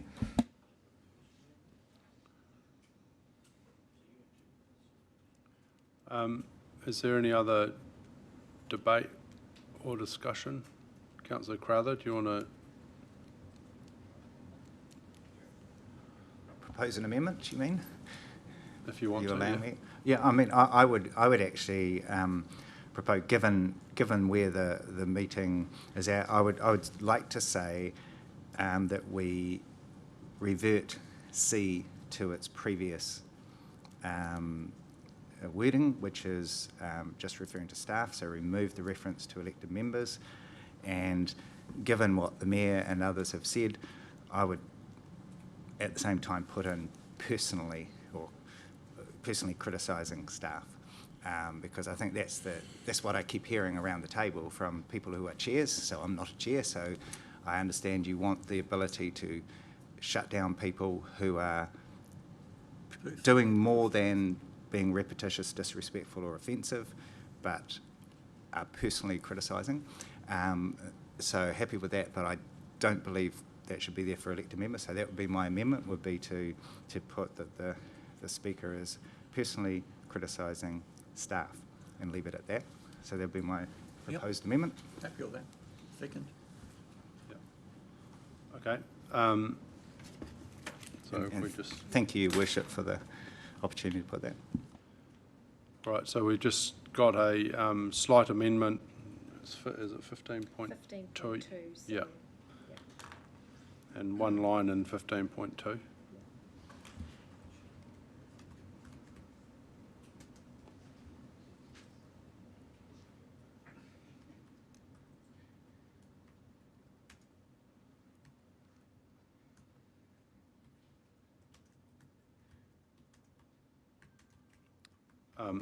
Yeah, sorry, do you want to, have you spoken enough to that?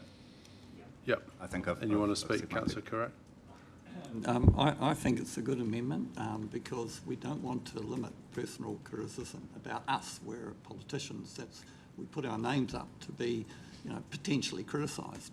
But staff is a different thing, and to add the word personal in there, and removing elected members would actually be perfect outcome in terms of my view on the on that section. And personally criticising, yeah. Councillor Schuller, did you want to speak to the amendment? Yeah, I do. May I just ask clarification of the mover, if that's okay? So your separation of elected members and staff, or maybe the mover and the seconder, and in terms of how you've redefined that, saying it's personally criticising, so let's just say it's Councillor Kurak has made a decision they don't like and they are criticising that, versus they are saying, Councillor Kurak, you are beep, beep, beep, beep, so-and-so, or, where's the... I'm just not quite clear on the intent of separating out elected members and our staff when it's the same bowl in a way. I understand our role as elected members, just want real understanding on that, please. Yeah, through the chair.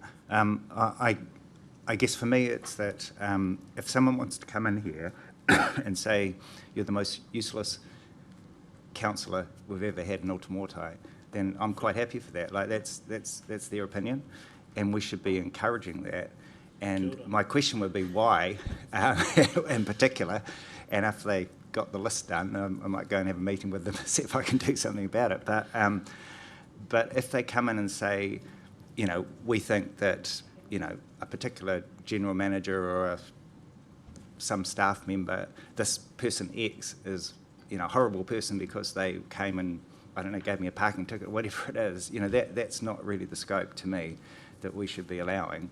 And so that the personal means just, you know, it could be individually if you prefer that wording, but to me that's the issue. But I agree with Councillor Kurak that if they come in and if they don't have a problem with any of you, but they want to get something off their chest about what I've done, that's the only chance they get in a public forum to do that.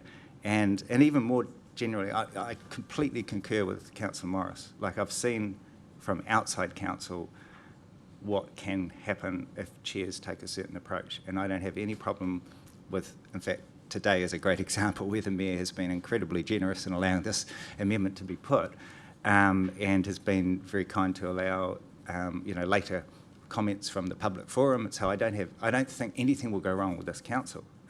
But a future council, as Councillor Morris said, that could get bound or caught up with this, based on something I've seen in the past, I would be very, very worried about putting this into writing in a standing orders.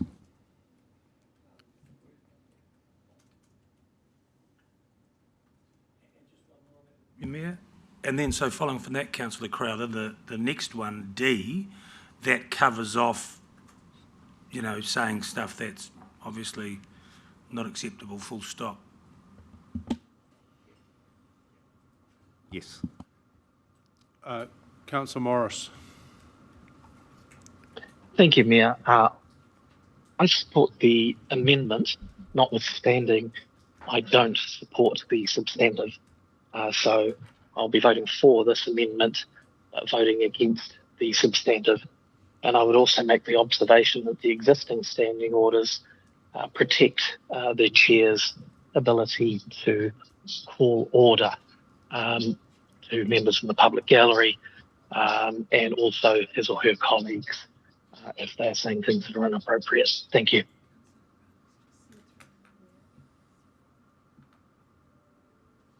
Yeah. I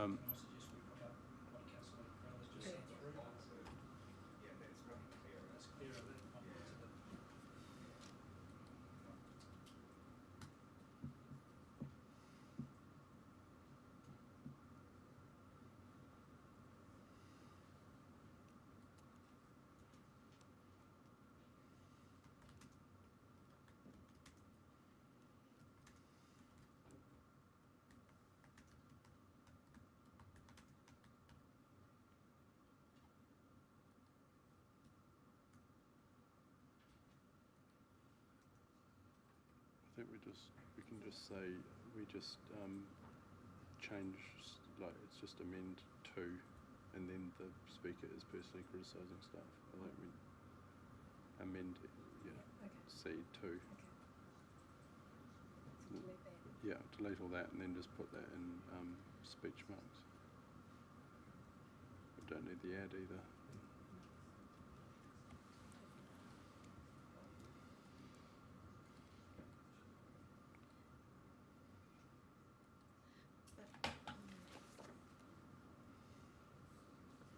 Speaker is personally criticising staff. Yeah.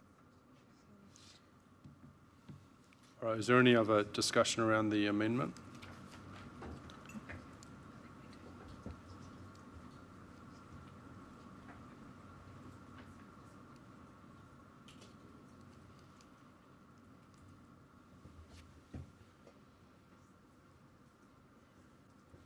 If there's no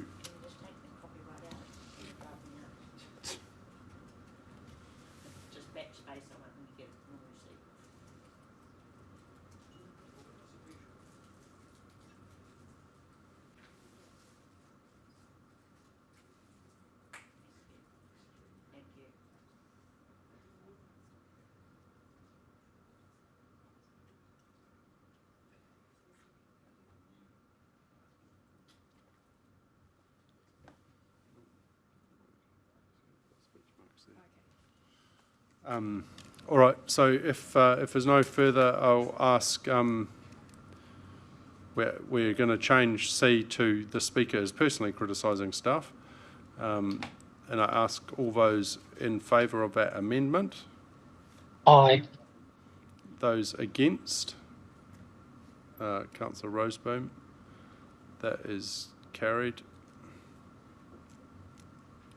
So that now becomes part of a substantive. Have we got any further discussion on the substantive? I think a number of the changes in here are fairly sensible, and I'm all for simplifying and having more plain English that people can understand what they're reading. You know, most of these things we have already had discussions on a couple of times and have given some direction. So I think this does cover a lot of those points and just tidies up a couple of things that will make this better. So, is there any further discussion on this? Therefore, I'll put to the vote that we change this. We need at least 75%, and I'll ask all those in favour to please say aye and raise your hands.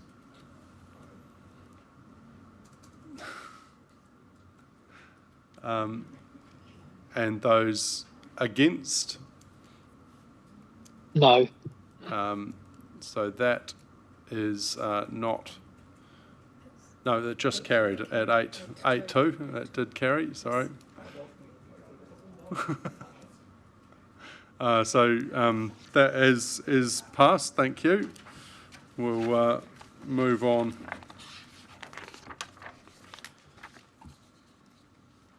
Okay, now we are on 11.4, which is elected members' expense and resource policy, and the proposed leave of absence section. So again, got Jeremy, you've had a busy day today to discuss this. Thank you. Third part of the trifecta. Again, we've had conversations on this conversation. Probably a couple of things to note is that leave of absence itself is a fairly narrowly defined concept, which its real purpose is to stop the clock on the statutory requirement that if a councillor misses 4 meetings consecutively, then that position can be vacated. So that's really the purpose of leave of absence. It's not about holidays and not being here for a while. In a leave of absence situation, a councillor or the mayor is not permitted to do any council activity whatsoever. No dialing in for a council meeting, no talking to a constituent. It's a complete absence of carrying out the role. So that's a big difference between leave and leave of absence. So what we've got in here is some changes which you have discussed before around giving some criteria as to how the council of the day would consider an application for leave of absence and an application for whether that leave should be paid or unpaid. Those are in new section 5.9.2. And that's the main change. The other changes are simply changes of job titles since the reset process, and just as a heads up, you'll be getting more of these reports. There'll be one on all the bylaws and then one on all the policies coming up through to council and city futures respectively, so that we've got all the delegations in the right place now that we've all got different job titles.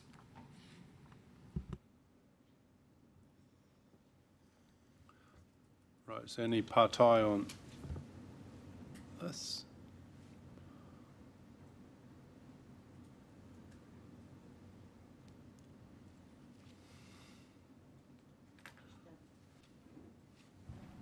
Deputy Mayor.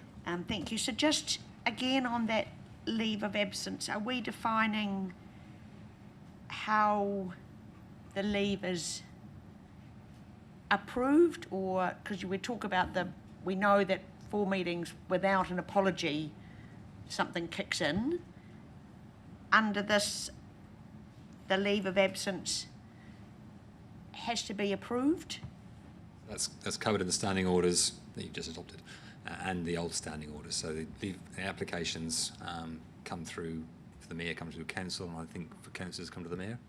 Now, the mayor can be delegated authority to decide on a leave of absence to protect privacy effectively, rather than having... So if a councillor wanted a leave of absence, that can either come to the council, or the council at the time can delegate the authority to the mayor, so that not all 10 of you need to know about the medical condition which is leading to the application, for instance. Thank you.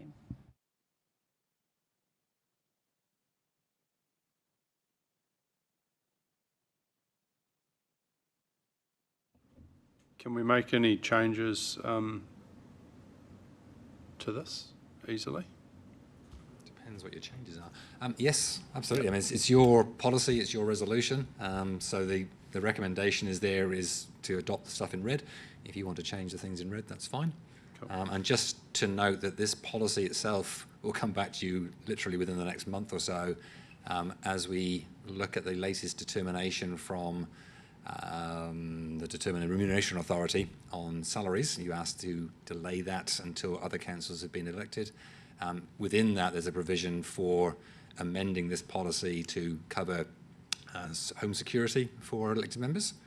We thought we would put this up now to try and clear off this leave of absence, because it's been sitting around for a while, and then bring that other issue fresh to you as you start looking at the remuneration from the determination for 25-26. Okay. So maybe we tidy up then, or I don't know.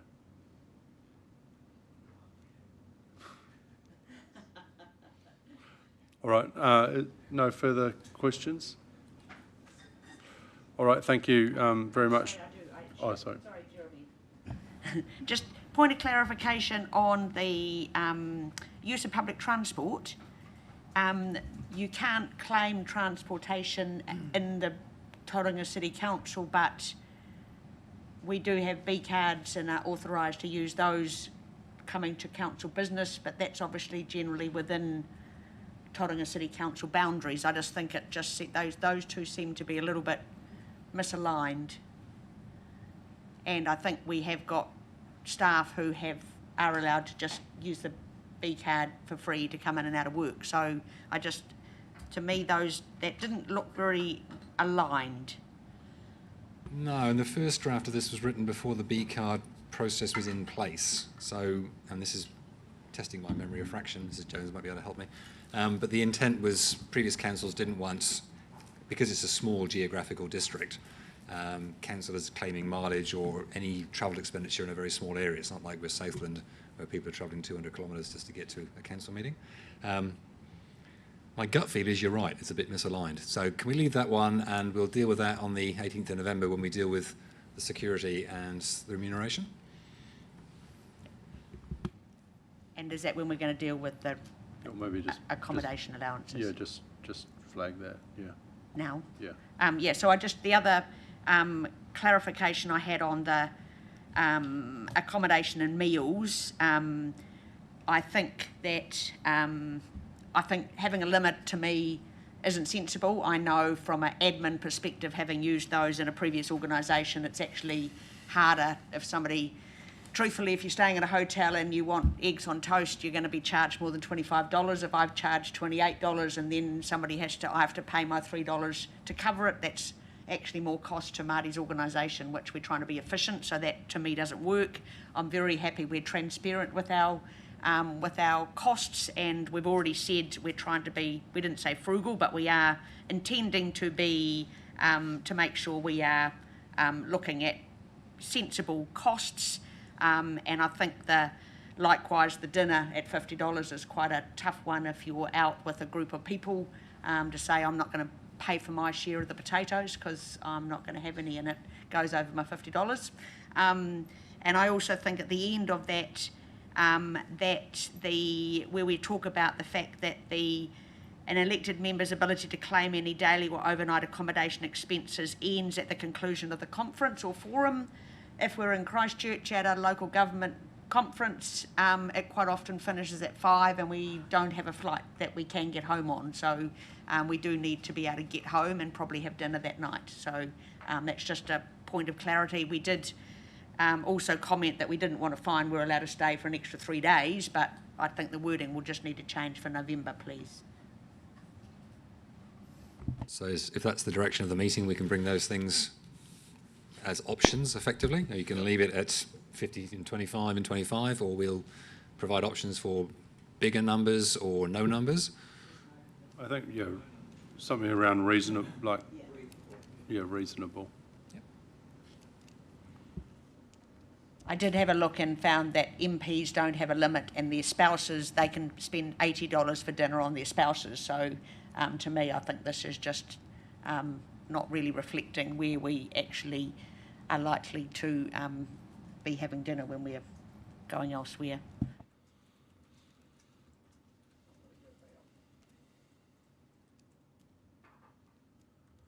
All right, if there's no further questions, thank you, Jeremy.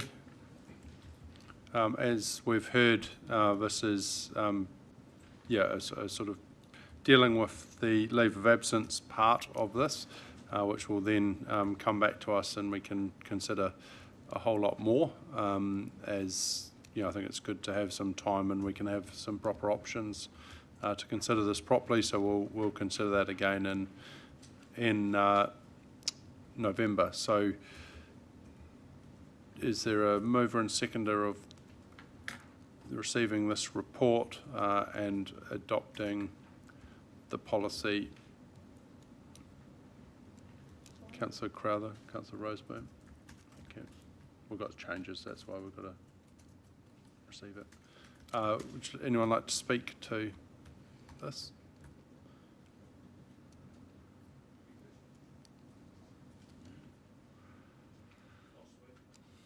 Thank you, Mayor. This is just one of these things that government and local governments have to do around having policy for just about everything. I think for most of us around this table, if we don't leave Tauranga, we aren't claiming anything. So this is pretty much puts a boundary and gives some guidance to the people of Tauranga that we accept that our responsibility is to represent you, and that if we don't leave Tauranga, we won't claim anything. And it's just to cover those that are away on council duties elsewhere, that there's a boundary or a guide for them to follow. And all our expenses are on the website annually, so you can critique us then. And as Councillor Crowther has already indicated, you're welcome to come here and state your disappointment. Thank you. I think, for me, this was a live example where, where we had a member that, was unable to come and take part, and we were a bit lost because we had no firm policy around how we looked at leave of absences and how we dealt with it. So it's trying to put some criteria, I guess, in considering those issues if something like that happens in the future. Obviously, it would have been nice to have a little bit more of a sort of stepping stone, but understand that because every situation is different, you've kind of got to have criteria and then try to apply them as best you can. But certainly as a new council, it was tough to manage this when we had nothing to go by. So I think this is a positive change to at least have something written down that we can hopefully look to as a guide if that sort of situation ever happens in future. Deputy Mayor. Thank you, Mayor Mahe, and I think just to add to your comment, not only difficult for us, but obviously difficult for Makairi's family to understand where they sat. I think it's just wanted to acknowledge that it was definitely difficult from all parties. Is there any further discussion? Councillor Crowther, do you want to finish off? Or? No, I think that's everyone's sort of said it and happy just to support this going through. All right, I'm now put the resolution to the council. Ask all those in favour. Those against? Aye. That is carried. Thank you. We are going to truck on to the next one, see if we can get done before lunch. And we're going 11.5, street use in public places bylaw review, issues and options. This is on page 85. I do go go into this with a bit of interpretation, because there is a lot of options and a lot of different things that we need to consider in this. But I'll hand over. You're going to lead it, Sean or Sarah?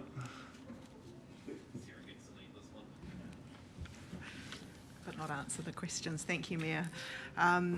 The purpose of this paper is specifically to get some direction from Council on the draft street use and public places bylaw that we will be looking to consult on. So it provides an outcome of a detailed review that staff have done.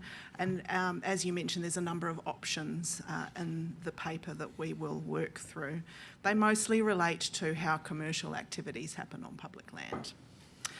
On March the 24th this year, Council resolved to review the bylaws specifically to allow for the creation of licence to occupy provisions across the whole city and to cover all uses, not just dining. But the bylaw does require a review in 2028, and so it's efficient and prudent to do that all together right now, not just deal with the LTOs across the city.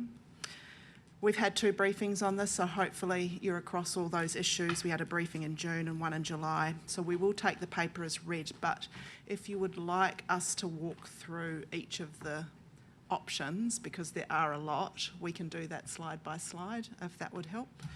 Yeah, I think we should just go through, because there is a lot to unpack. They're not complicated options, there's just 7 issues with multiple different options within each of them, so we can proceed on that basis. So the first one... Sorry, Councillor Kurak, have you got a question? Before we proceed, Sarah, when we go out to consult, given it's a bylaw, do we go out potentially with options, or we can just nail a preferred option and just consult on that? The intent would be to have the preferred option, the draft bylaw will come back to you at the end of October to approve, to go out for consultation, so it wouldn't include options.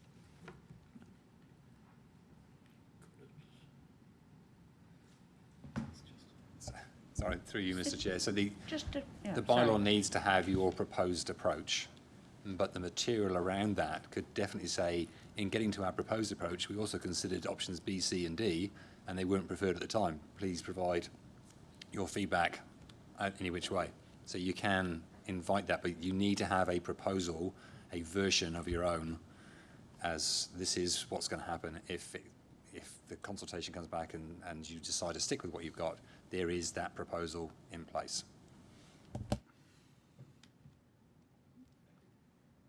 So, yeah, if we go to this first slide, yeah, can we maybe just have some context? Why are we making this change? That's probably the... So part of this review is to ensure that the bylaw is clean to understand for everyone and does apply wider to the community rather than it's previously been written in a way, and this is a really good example of the 2.5 metre pedestrian way in the bylaw. Now that is applicable to some areas of the city centre, but very applicable to many other areas in the city. So the idea here is we approach it a bit more like the traffic resolution bylaw of we have a much more reasonable 1.8 metre wide requirement, which is a standard footpath that we would install anywhere, aligns with NZTA guidance, and then the provision for council to include a schedule of alternative dimensions, so higher or lower. So as we proceed with increased streetscapes, for example, where we require more pedestrians to be moving, we might increase that to 2.4, 2.5 metres wide, which then aligns with the NZTA guidance for main streets, or you might reduce it where, for example, in the Mount it's been reduced by a separate resolution to 1.5 metres due to the street use there. So the idea is that it just provides a bit more flexibility and provides a much clearer guideline for the whole city to understand this. Right. Well, I think, yeah, we'll move on. Should we give B a, what's that? Yeah. I think it's a great thing to do. The only question I've got is, you're saying the discretion part. I'm just wondering why the 1.8 when in situations where there are not 3.3 metres.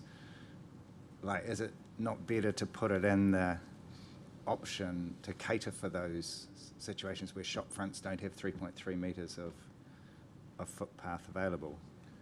So the idea of this would be we would go for the 1.8, and then as part of the bylaw that you're provided to adopt, we would have a schedule ready-made of those variations to that. Does that? I'm just wondering why the overarching one doesn't say, even if it was just like an optimal 1.8 with 1.5. It's just more that there is a number of situations without 3.3.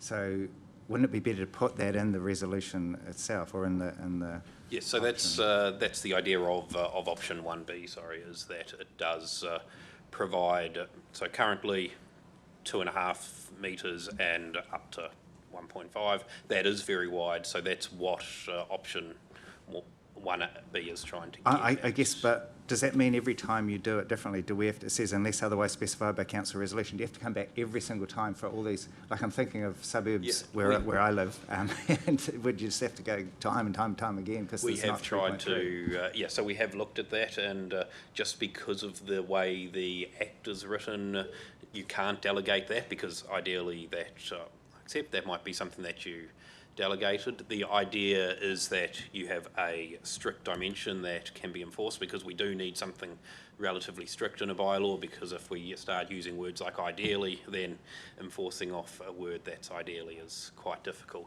The idea of this would be that we could include a schedule, and then any changes from that would be based on projects that council was doing. So new footpath or new street areas, and then that could be baked into resolutions to council around those often quite substantial projects that would change this operating environment.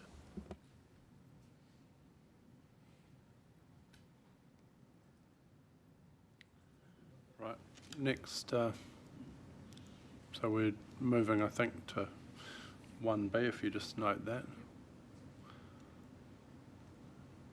And the options from here all relate to commercial activities on private land, on public land.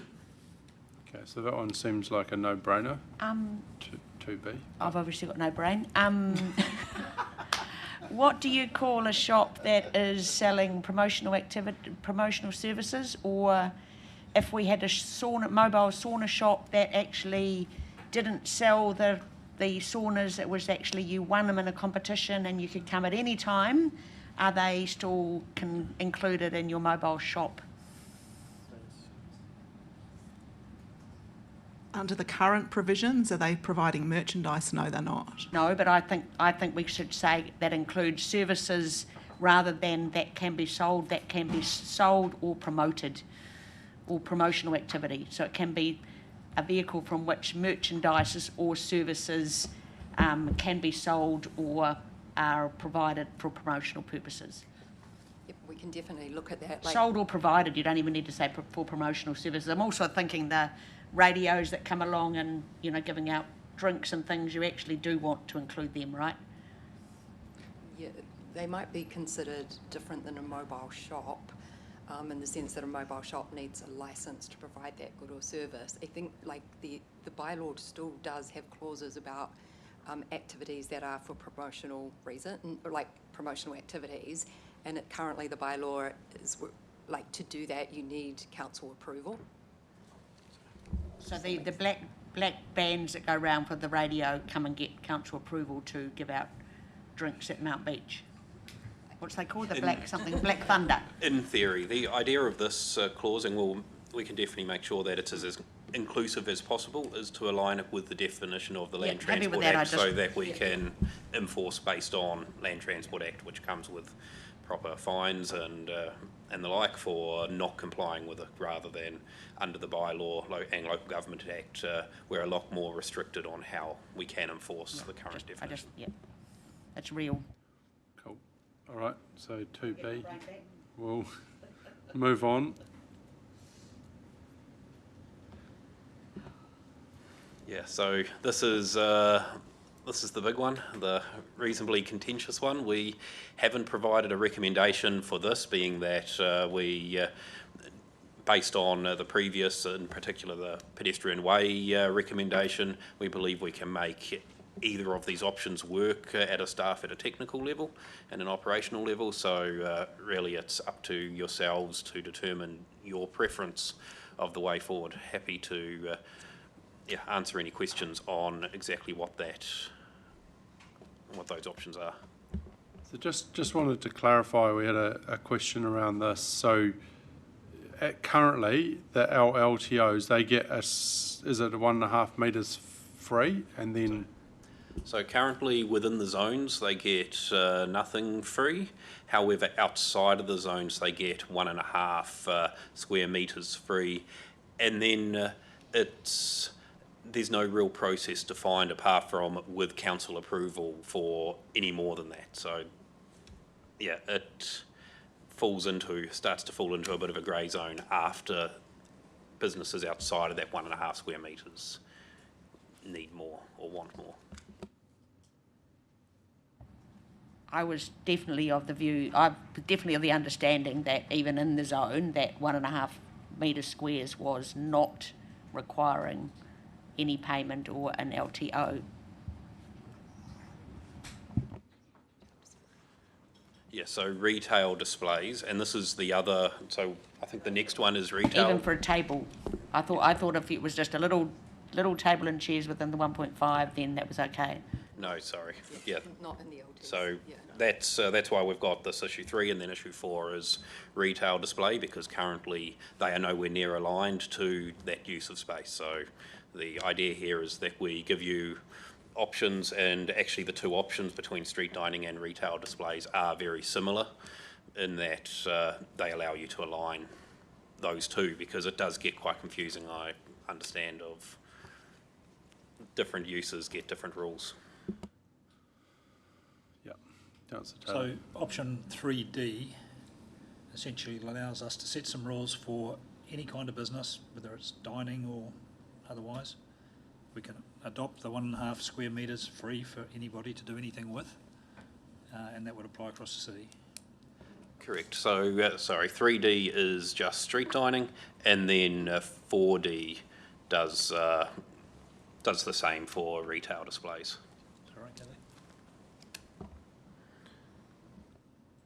What does it say dining in that?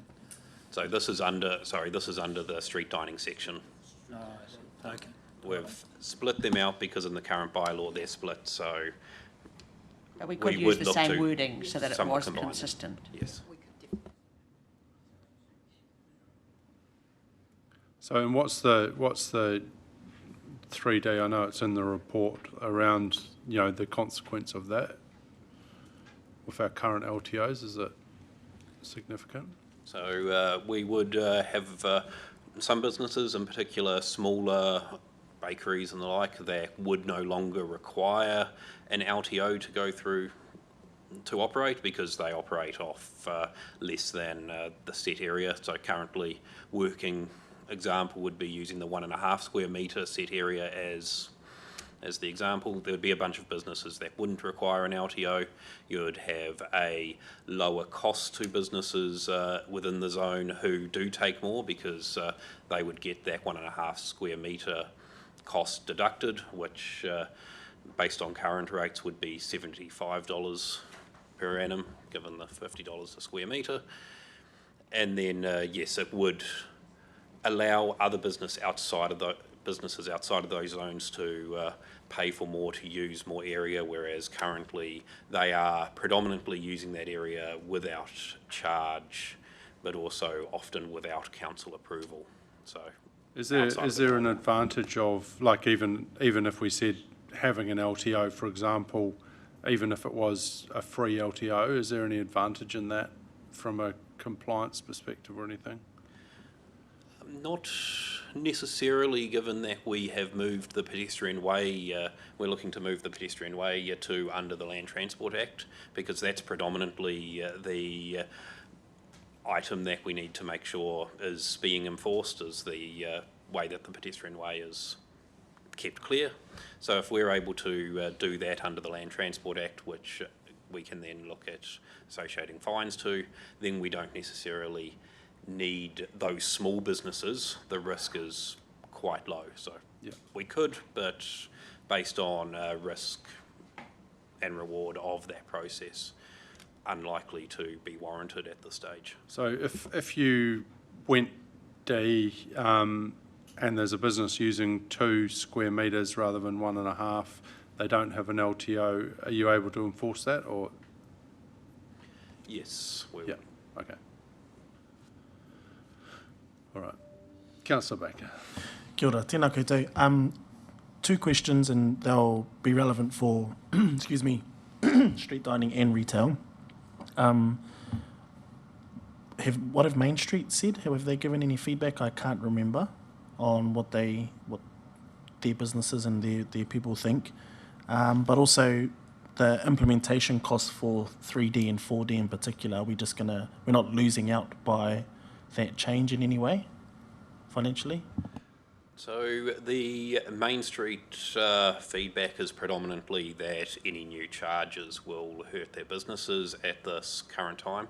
There is an option to, within implementing the bylaw, to associate certain clauses to be implemented on a certain date. So you could adopt a setting and then adopt that setting to only come into play in a year or two's time to provide some certainty, but also some relaxing of the rules through the current economic climate. So that is an option, being that, remembering that this bylaw doesn't talk to the actual setting of the cost, it just talks about the ability to control the space and then potential setting of the cost outside of that. Sorry, I forgot the other half of that. And just the financial impact on the organisation, 3D and 4D. So utilising the current LTO rollout as an example, we saw so this year we saw the first 2 months, or financial year, we saw the first 2 months sitting at about that 1 full-time equivalent, rolling out these agreements. We have fallen back, well back from that in September, so we are sitting at about that 0.8 of an FTE operating. Yes, there will be some initial rollout costs of it that is expected to be able to be kept within the organisation.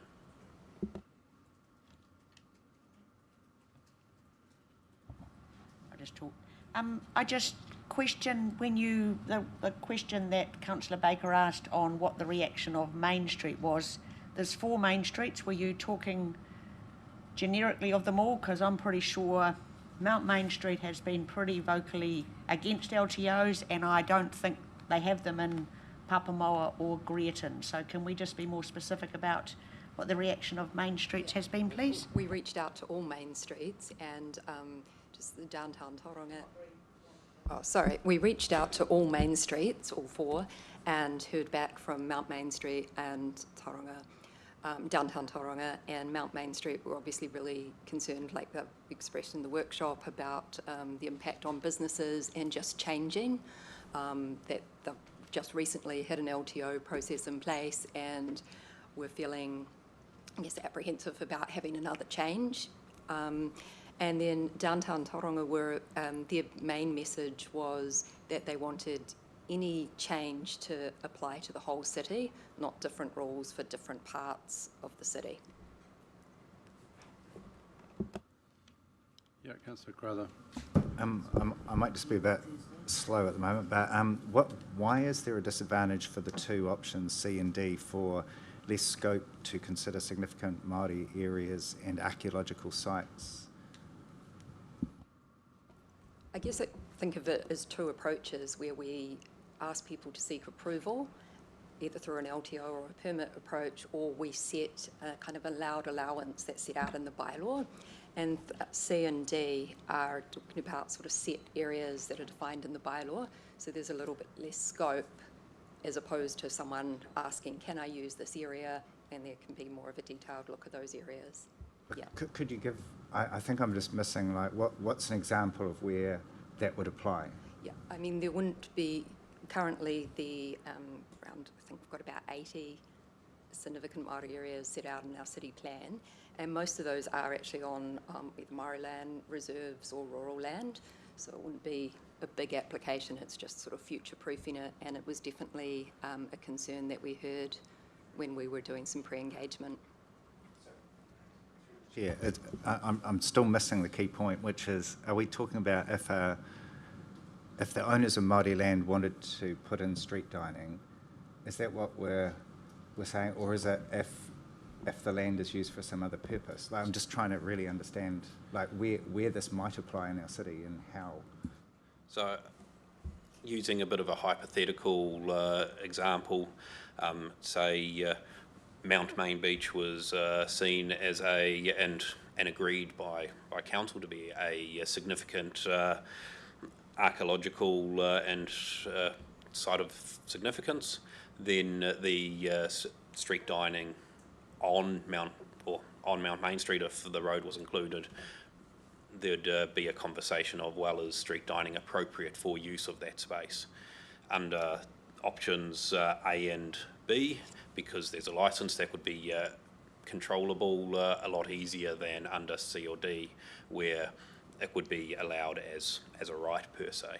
So it could be mitigated through then a specific resolution by council to say in these areas you're not allowed street dining if that was the decision of council of the time. It's something that we heard in engagement, so we're passing it on.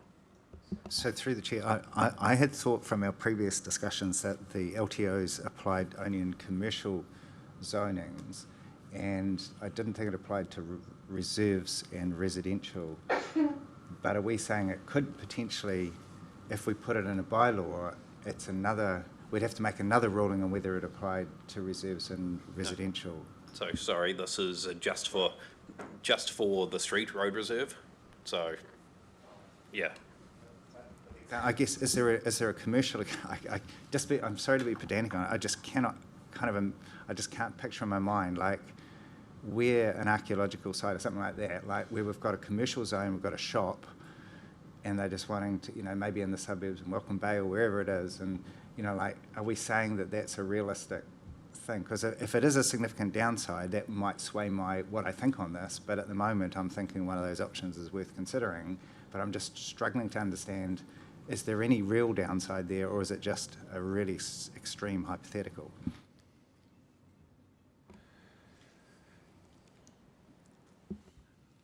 This just reflects some of the concerns that we heard, which is why it's been included in the options assessment.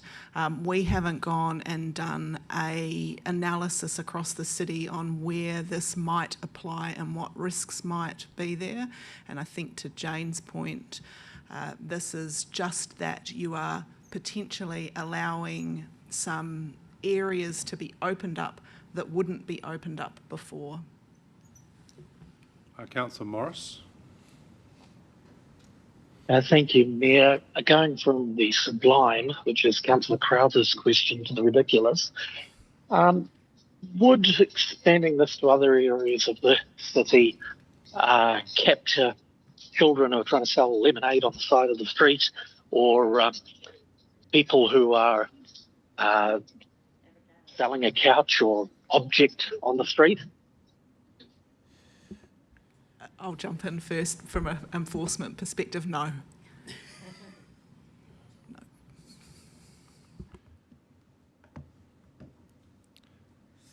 So how many LTOs do we have approximately? So currently, and let me just pull up email with, currently we have 112 LTOs, of which 92 are completely signed up.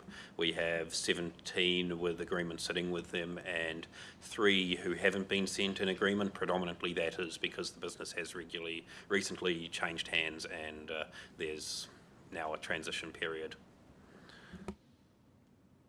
So we're talking, if we went for D, we're looking at 7,500 or something ish. 8,000, yeah. I'm going to have another crack. Sorry. I know. Apologies to the council and near me who's waiting for lunch. I guess that I'm now going back to the very first principle here, which is your answer to the previous question was that we're now going to be opening up whole new areas to potential street dining, and I'm trying to understand, like, when a cafe in a suburb without an LTO has their couple of chairs outside at the moment on the footpath, and there's maybe a couple of metre footpath and a metre for the table and chairs, and then a metre for footpath, and there's no money changing hands. Are they technically breaking the law, and is this a matter of coming in? And if not, what was the reason for the answer before saying we're going to open this up? Because I didn't think we were opening it up. I thought we were just clarifying whether or not they have to get an LTO. So currently in the bylaw, areas outside the LTO zone can have, like, there's not a set area, it's more like the quantity of furniture. So any cafe in other parts of the city can have 2 tables, 4 chairs and an umbrella, right? Or actually, so that's the setting, but when we've been asked to review the bylaw, it was the kind of direction to implement the LTO process, the ones that are currently in place in the Mount and downtown Tauranga, to go citywide. So instead of having that set allowance, consider whether those people in other areas need to apply for an LTO and get approval. Yeah, I guess the specific question is, couldn't we then, if we do approve it, and let's see what happens, but couldn't we then just say we want exactly the same rules as apply now, and we have, well, whatever you said, 4 chairs, 2 tables and a whatever? Yes, so that is option 3A. Yeah. Sorry. Suggesting, why couldn't we do that within option 3C or 3D? Couldn't we set that as the parameters for those LTOs? You could absolutely use, rather than a set area of 1.5 square metres, you could say 2 tables, 4 chairs. In which case, any concerns around archaeological sites or whatever wouldn't apply, because the same thing could happen now as then, right? I'm not trying to put words in your mouth, but I just don't understand any difference.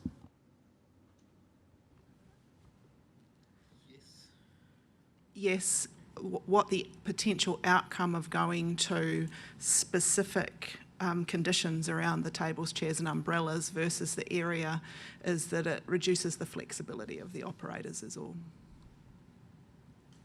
To use that area. We're saying it must be used this way. Said chairs.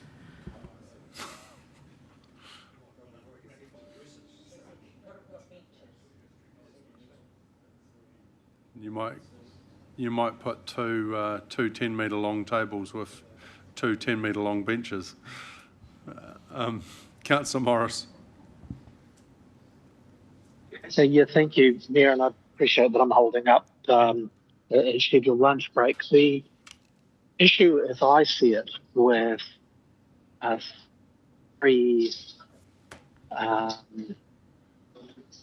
3A, if I can call it that, extending this to all over the city, is that the LTO areas exist for a very specific reason, and that is because of the density and the demand for street use, dining and stalls.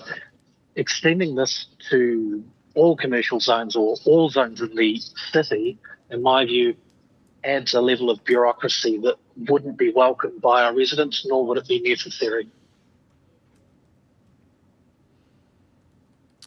I guess from the principle of these businesses are using council land to make money, if we're looking for a consistent view across the city, I get the bureaucracy side of things, but whether you're in Greaton or Papamoa or the city centre, it still costs us to build these footpaths. And for example, why should we build a footpath that's more than 1.8 metres wide? If someone, otherwise we'll just build 1.8 metre wide footpaths and no one can use them. So, there's an additional cost for adding 2 metres or 5 metres or whatever it is.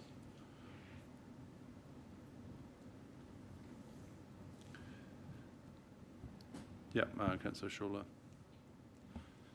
Just a question in relation to the area and the LTO application. So there's other reasons for having an LTO in terms of the ability to control and, you know, make sure that what is there is appropriate and is well maintained, and there's a whole bunch of issues there.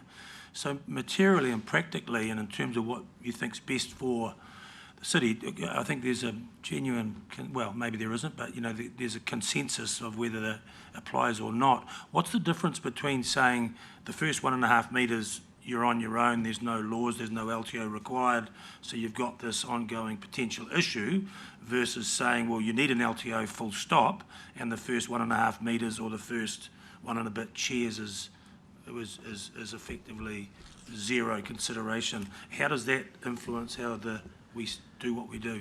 So we're in this, we're trying to balance the risk of that occurring versus the cost of the bureaucracy involved with processing that permit, being that 1.5 square metres is a fairly small risk. It's not a whole lot of space, and it doesn't provide, in our view, a return on investment to that cost and to that bureaucracy cost of that. And that's maybe just adding to ensure that the previous one was also a question. It could definitely be set as the current area is your set area that you're allowed to use in those outer zones, and then anything above and beyond is charged. So it could be done in a way that doesn't increase the bureaucracy compared to the current rules. However, it sets the ability to use a larger space, whereas the current rules don't. So then following on from that, if you did say that was the best approach to roll out for the rest of the city, then if you go back to existing zones, and I know there may be some,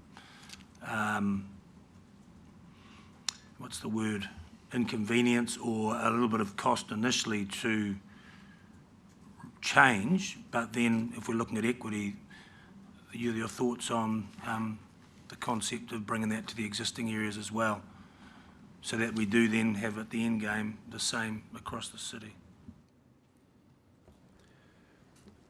Based on it being a reduction in the area that they'd be charged for, and we believe it would be relatively simple, because it's a reduction in cost. Not many businesses are going to say, hey, don't vary my contract because I'm now paying $75 less a year. All right, yeah. I understood we weren't meant to relitigate decisions, and we spent a lot of time agreeing that we were going to have LTO zones, and this seems to be saying, are we questioning that? Let's actually, maybe we will have them all over the city. So to me, is this what the best use of our time to be now saying, well, let's put more options on the table? Because doesn't that suggest that the decision we actually made 3 meetings ago is I think the direction at that meeting was that these would be rolled out across the city and we'd do them through the bylaw. That was... It was around simplification, and that's what I think that's where we're trying to head. And this bylaw basically puts all the rats and mice into one place that we're consistent. So, but 7,000 LTOs is not efficient we're trying to be efficient across this council, and trying to allow our CEO to have an efficient organisation to go from 122 LTOs to 7,000, your number. Are we really wanting that to happen? Happy with consistency, but would much prefer to say let's have 2 square metres that's free for everyone, and that allows however many chairs and tables that Councillor Crowther wants, but let's be sensible about what we're actually doing. We do want vibrancy, we do want a couple of chairs outside a cafe, but I think we need to be, whether it's one person, there's actually 3 people here presenting this, and they've presented the last 3 times. So there's a lot of staff time that goes into this admin, and I just wonder if we're actually following on from our policy of trying to allow Māori to run an efficient organisation. Well, I think then, yeah, we'll move on from this, but I think then your direction, you're saying 3D works? And the fact you've got a free area and then... So long as it's 2 square metres. Yeah. Okay, so... 1.5 seems a silly number to be. We'll move on to the next. So, like, if we are going along that route, I just think this is what we've got to try to do is simplify things. And so, if we're going 3D, we go 4D, which, you know, it's just if you know that this is what you've got, and you know, I think it's very easy. Non-retail displays, what's the equivalent there? So this is a little bit of a weirder one in that this is if somebody wants to say put a piece of art on the road reserve, then how would we apply that within the bylaw? So yes, the dragon is a good example of that, of how, yeah. But wasn't this just the example of somebody had one of those machines that kids put their money in and it goes on the street, which again adds vibrancy, isn't it? So why is it different? Would that be retail or not?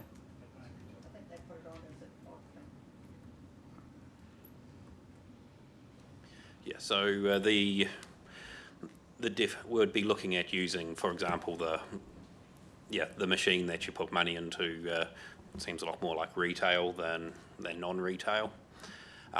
If you were going to go for 4D, you'd probably go for 5E, which sets an area, and then you provide an LTO for any additional area. We would then put some restrictions around safety and the like in the wording to ensure that we could manage that. But then I can just go and put anything anywhere, and I can say, well, it's under 2 metres, so you can't do anything about it. Yes, we would have to look at some wording around how we restricted that. The other option is to go 5A, which is the current, which is permission for anything. So it's sounding like maybe one of those two options is your I think preference. that sounds more, I don't know, like it's consistent, but like it's different. I believe it's different in the fact in an LTO, or you've got a shop, you have, you know, you can use a little bit of council land, that's what we're saying, outside a shop, or if you lease a premises, but you can't just go and, I can't just go down to Pilot Bay and say I've got my 2 metres and I'm putting something here.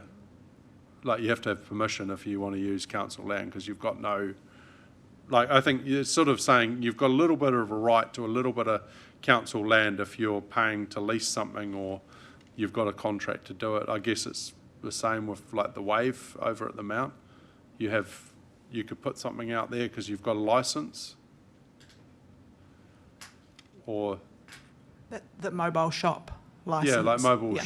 So you could put your little table and chairs because you've got a license. Or where would that fall into? So if we were to be doing any of these options, would be doing wording of adjacent to your property, your premise, and in a way that it didn't include mobile shops, but it included a brick and mortar shop and the adjacent space directly outside. Okay, so I think, are we like 5A, do we think, or? Sorry, I'm really having trouble getting my head around what this might be. If it's commercial, A and B, or the first 3 and 4, sorry, take care of that. What would this be? What is it? So another example was there was a business at the Mount with, I think they were chipmunks at one point, sitting in the garden, and every now and again a business likes to put something adjacent to their premise to try to draw the eye. So it's well, yes, but it's not necessarily a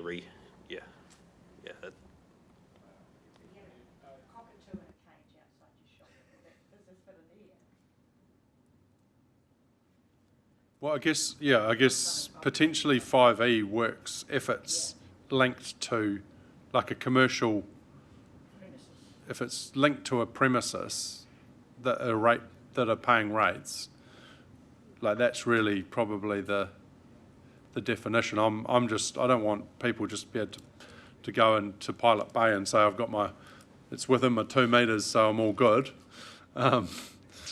But if you're paying rates, then I think we're just saying you've got a right to a little bit of area to put signage, or like, can I go and put a flashing sign up, like one of those outside my premises if it's 1.5 metres? Well, that's your next slide is signs. So, but I did, like, under that other one, it doesn't limit me to, does it? But is the bylaw about what you can do adjacent to your property? Yes. So, I think that's already defined in the bylaw. I think where we're falling down on this conversation is we don't have the detail of the written bylaw as of yet. What I'm hearing is we need to be around that non-retail displays. We need to be very prescriptive in the definition around adjacent to your premise, and be very descriptive of it's a retail premise or a commercial premise, and the like. And we can, I think, do that through the wording to most of the concerns that we've heard around the table. Yeah. And I guess to take it back to a principled approach, so the current 6, you're on signs. If we go to the status quo is that permission is required for anything to be on council-owned land. So there's no permitting, it's just permission, and most people don't get permission, so that becomes a difficult issue, and it's commercial activity on public land. So if you wanted to have discretion and be considering fees and charges on things displayed on council-owned land, we would require a permit, and that's your option 5D. You could say that there is a small area that you are happy with being displayed, and permits required on any additional area, which is 5E. It really comes down to that principle of commercial activity on council-owned land. At the moment, we just ask, the bylaw just says you need permission. That's all it says, which is fine. Yeah.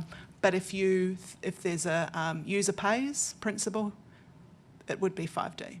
Yeah. Well, I think I think 5E, because it's just no different what business you are. You get a right, it's consistent. Whether it's an LTO, a retail display, a commercial display, you get an area, and then anything over that you've got to get an LTO. So 5E, all right. Yeah.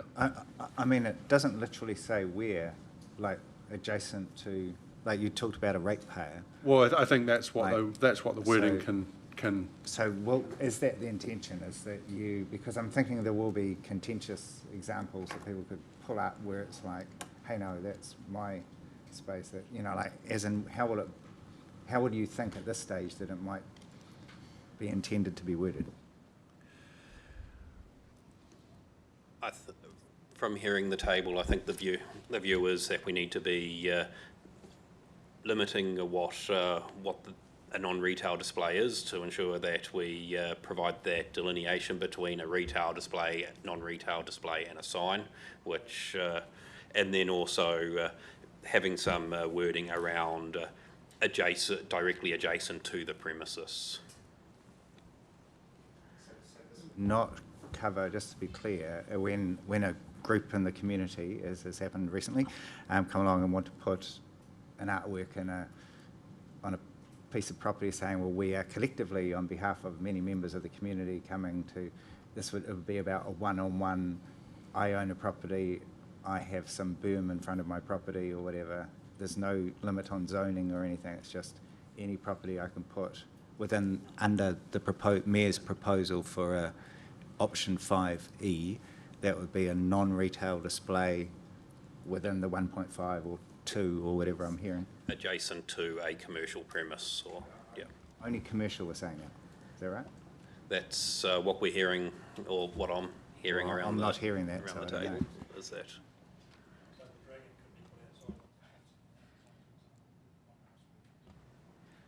And the safety concerns were addressed. The intent wouldn't be to open up every berm to non-retail displays throughout the city. Yeah, well, obviously we can deal with it, but yeah, we think we go some sort of way around that. The devil will be in the detail when we word it, so hopefully that's enough direction. 6.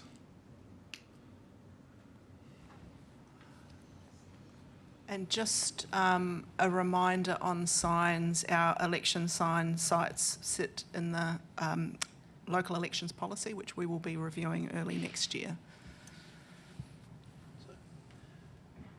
So we are taking the approach that on this one, that permitting for signs based on some of the other council experiences is quite bureaucratic and requires a lot of effort from council staff. So we're recommending to keep with the current status quo for the bylaw.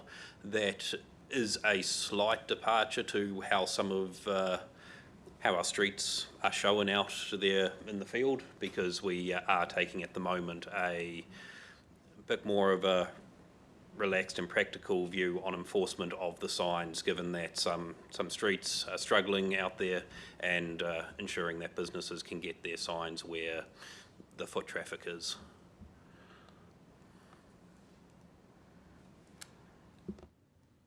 So you're the expert on that, Rod, are you?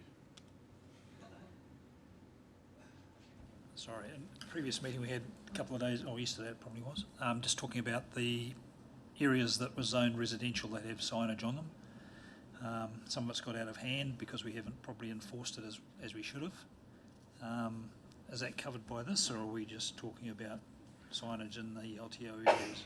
This is signs on council land, and so the city plan also covers signs on private land, where there are specific rules around signage on private land, which we are required to enforce, and we do get a lot of complaints in some areas on private land, but this is public. Okay.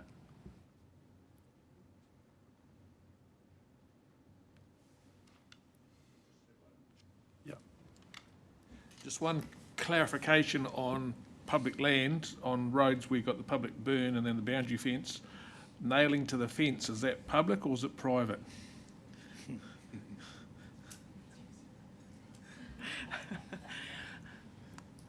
That's private because it's fixed onto private property. Yeah. And they I've are just had a subject few- to city plan rules around size. Yeah. Okay, so if we look at 7, what are we? And this has been separated out. There's probably the signage that we get most complaints about. We've included in Appendix 3 a list of the number and types of complaints for the last year in our bylaws. So what we have recommended here is to clarify our existing rules to make sure we define what a real estate sign is, that there's a maximum number of signs for each property, and that the placement number and duration conditions are related to the open home and options. Some of those signs can stay up for a lot longer than houses are for sale for advertising purposes.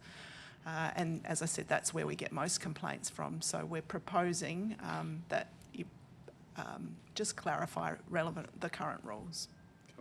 Councillor Morris? Thank you. I know there's a section that refers to illuminated signs, but I've just noticed that it's become in vogue for certain real estate agents to illuminate their signs. Is the wording currently sufficient to prevent that, because it can be a distraction? That's a really interesting question, and I was going for a walk the other night and saw the same thing, and I've got a question for the bylaws team around what's the interpretation of that and how would we enforce it. But certainly the city plan specifies illumination. but these new lights on some real estate signs are a new thing. So I'll have to get back to you on that one, Councillor Morris, but it's an emerging issue. Cool. All right, so are we, yeah, sorry. Just a quick question. If B was 7B was the option we supported, would you be meeting with some real estate agents to get their feedback and stuff like that? Sweet. So 7B, is that, we're comfortable with that? All right. That's it, is it? That's awesome. That's all the options. Okay, thank you. Any further questions? If there's no further questions, then I'm going to put up a recommendation of 1B, 2B, 3D, 4D, 5E, 6A and 7B. And I guess the good thing about this is, this will actually come back to us. It's really just a direction around where we think we're going with the bylaw. So it's helping in drafting the bylaw, and then that will go out for consultation, and then we can.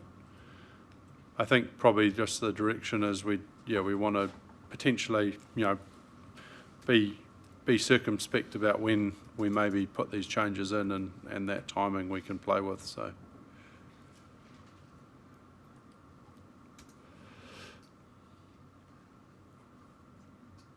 We got a seconder for that. Yep. Ask a question of staff. Just looking at it. Right. The width, the recommended width, normally for footpaths for NZTA is based on pedestrian count. So getting back to Councillor Morris's initial point, like we are creating more bureaucracy to do some things in spaces where I don't know if there is or isn't evidence of a problem, but that blanket rule and what's being put up there doesn't have any allowance for the fact that 2.4 metres is recommended in areas with a reasonable pedestrian count. So I can understand staff trying to put it as more realistic, but 1.8 is also not realistic. We've just established that before. 1.5 and 1.8 makes 3.3, and that's not always the case.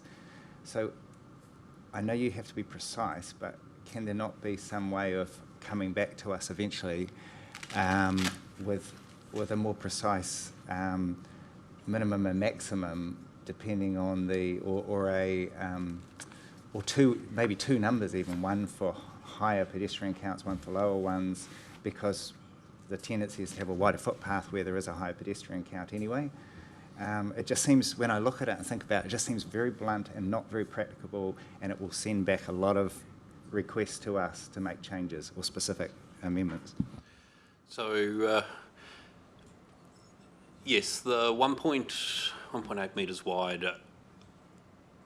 the recommendation, I think, stands that we keep the 1.8 metres wide with a schedule to change, and that would be could also be based on, and we could provide a schedule at the time of the bylaw coming back to you, including all of the locations where I think the NZTA guidance is 1.8 is all right up to 60 pedestrians per minute, and then 2.4 is up to about 80 pedestrians a minute. So the idea would be that we'd provide a schedule at that point so that you didn't have a constant change of resolutions coming back to you. The question I think I'm also getting from you is that and located 1.5 metres from any shop front the right way of wording it? Is it a up to 1.5? Because there are implications for options, whatever it is. Okay, sorry, I won't spend the time. But the other later options, which include, and I know the Deputy Mayor is talking about 2 square metres, and there are implications on how someone might choose to use that, if it's 1.5, a small shop, etc., etc. So I'm just thinking, these seem very, if they've got to be precise, they're blunt tools at the moment. Will we get back sharper, more refined tools? We can definitely provide you with some sharper tools on that. The idea of specifying the distance away from the shop front that the pedestrian way is located is so that your pedestrian way is a straight line, rather than the risk that you'd get if if you didn't have that of it zigzagging all around, and that's a problem in particular for our accessible users of the streets. Just on that, as you said, thanks, Mayor. I didn't really wait for you, but sorry, apologies. So the difference between 1 metre and 1.5, so it's a number that we just have to set. Like it's already in there, but is there a significant?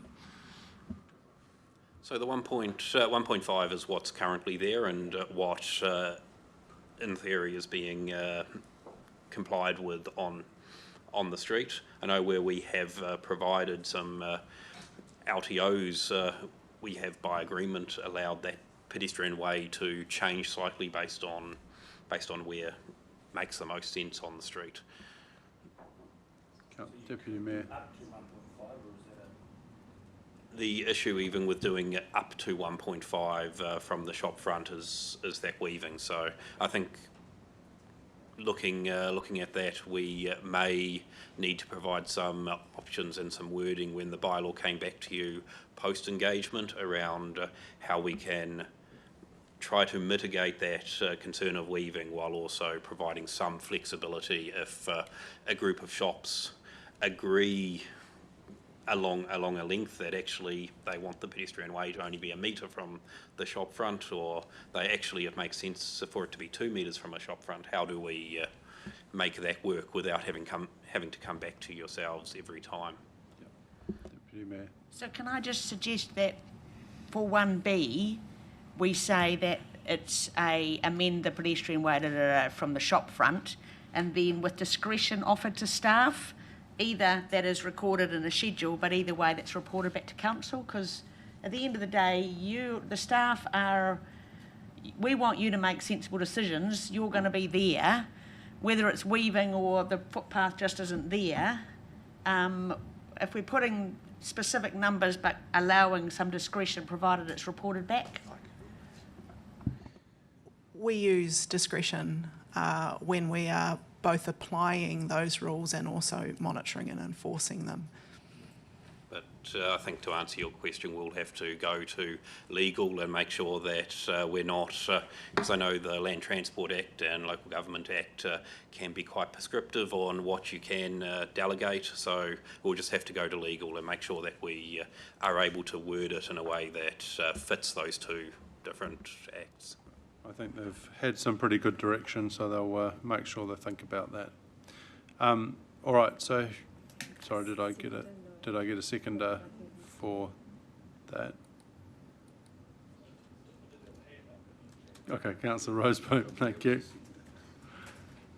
Look, all I want to say is we're looking for trying to find a way to be quite consistent and trying to simplify how things are done, because at the moment, it depends on what you're trying to put on the street as to what you can and can't do. So I think trying to have some pretty clear definitions and make it simpler, I think is going to be good for everyone, with the ability to, when you've got simpler rules, it's much easier to enforce as well. So that's where we're trying to go. And obviously, as I said, this is very much a direction at the moment, and we've got a bylaw to draft and then go out to public consultation, and people will have an opportunity to have their say, and we can make the amendments that we feel are needed after that.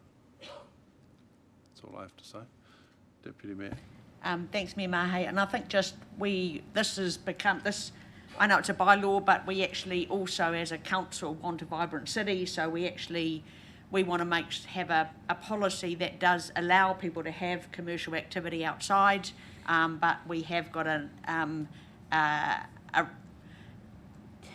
we do believe that equal opportunity and therefore a bit of consistency, I think, is sensible. But I think we also should be thinking about the fact that this is trying to enable as well as putting restrictions in place. So I'd just like not to see it as a real negative, because we actually do want people eating and sitting and displaying things outside, because we do know that when you look down a street and there's seats out and people on them, it does make you want to go down that street rather than not having that. So I just wanted to put a positive spin on it as well, because I think that's important for our vision for Tauranga. All right. Any other discussion? All right, if there's no other discussion, I'll put the resolution is a long one, so I'm not going to read every word. To the council, I ask all those in favour. Those against? Aye. That is carried. Thank you. So now we're going on to 11.6, endorsement for new civil defence emergency management controllers and recovery managers, page 130.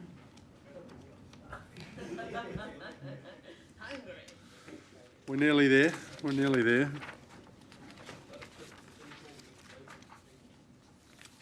Yeah. Councillor Kura, Councillor Schuler, thank you. Is there any discussion? Yes. Oh, sorry. I promise. Cool. Definitely supportive of what is in there. I just want to know the cost involved in training and upskilling staff to get to these positions. Are there any, or is it all just within the salary of a staff member to get to those points? Through you, Mayor, there is a series of training requirements both for controllers and recovery managers. Part of those costs are covered by the group, so the Emergency Management Bay of Plenty, who work with the National Emergency Management Authority to make sure there is enough training budget across the regions to support those requirements. There may be other training that we need to keep on top of that will come out of the normal training budgets, but it's not an amount that is above and beyond what we would normally budget for staff training. Probably the most important part for the controllers and the recovery managers is participating in ongoing forums, events and exercises that makes sure people are current and ready to respond. And last question, how many staff did we, I don't even know, if you can't answer this in public, you can just say then and we can figure that out later, but how many staff did we lose through, how many of these roles or functions did we lose in the reset of the during the whole reset of the organisation?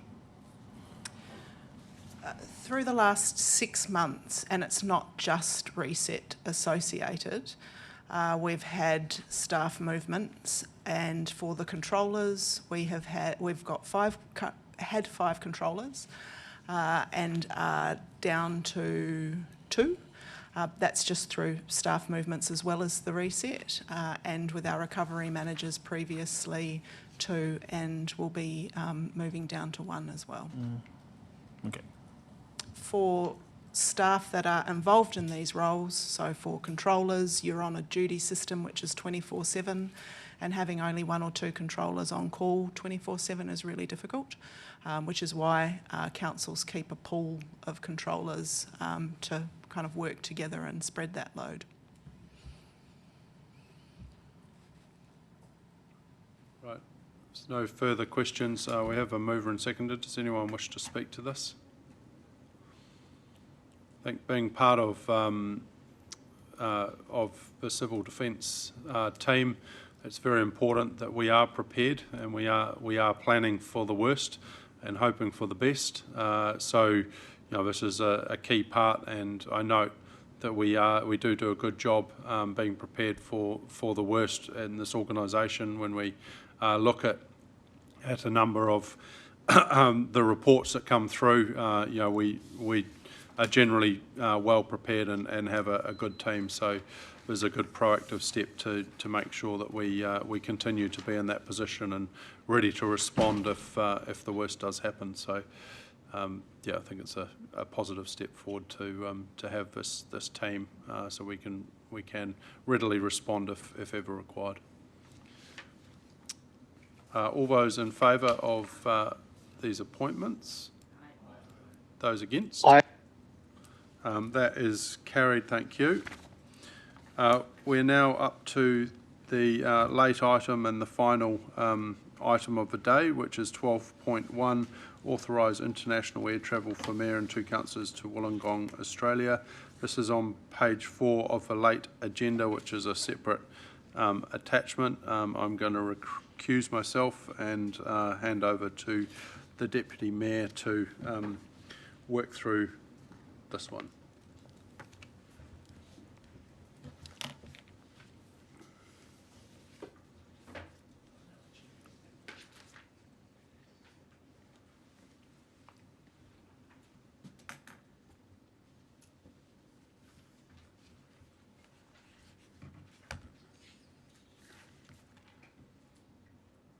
Where am I starting? Yeah, start Jeremy speaking to the report.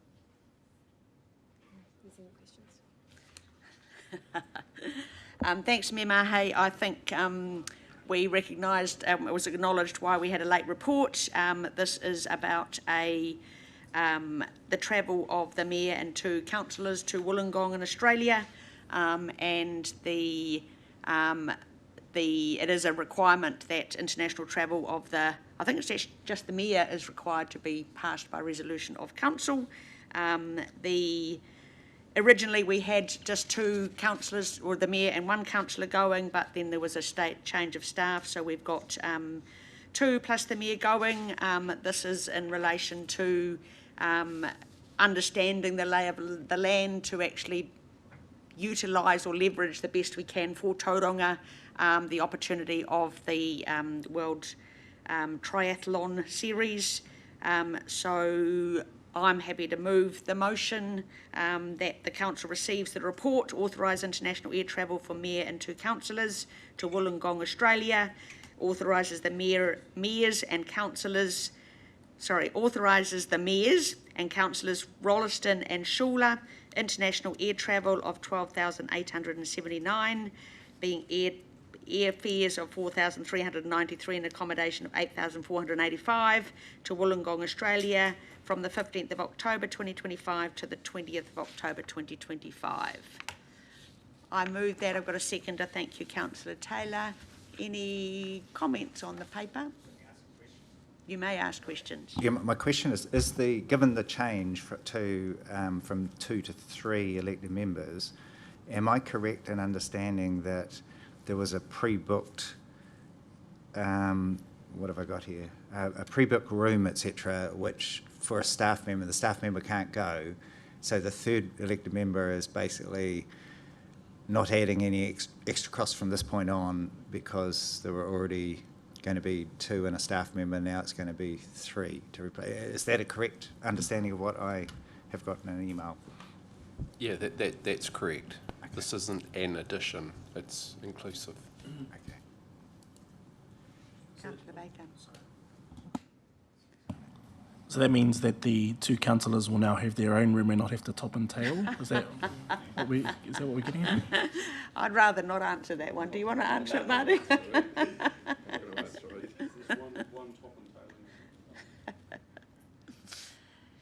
Okay, that being the case, I haven't got anything from Steve. No, that being the case, so it's moved and seconded. Can I ask all those in favour, please say aye.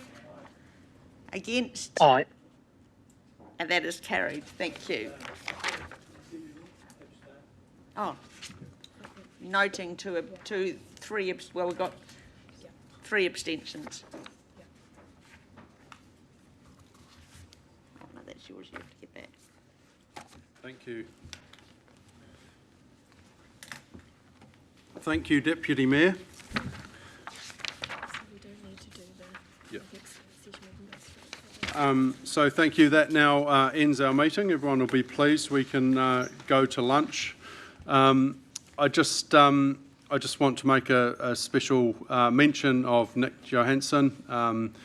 Nick has been a part of council through some pretty tough times. I think came in just as to inherit the car park in his first week. So we've worked with Nick and really appreciate all that he has done and helped us as councillors. It's fantastic to have that input and that experience and skill that he has shown. So we wish Nick all the best as he goes on to other things. but really appreciate the input and help that he's given us over the past 15 months, and we wish him all the best going forward. So thank you, Nick. Yeah, so yeah, he finishes on Friday this week, so thank you, Nick. With that, I'll hand back to Councillor Rolleston if he could give us a closing karakia. Thank you. Tēnā koutou. Nā mihi aroa ki a koe, Nick, mō tō haeringa, kia pai tō haere. Nō reira, kia noi tātou. E te ato kaharawa I tēnei mātou I hui mai nei, e nā watu ana, mātou ki a koe, kia tuku ana koe o manaakitanga ki rongi a mātou. Kia pai tō mātou mai, kia pai tō mātou hoki ki te kāinga, ko koe te kaha, ko koe te mana, mō ake, amene. Amene. Amen. Now, thank you very much for that, and I declare the meeting closed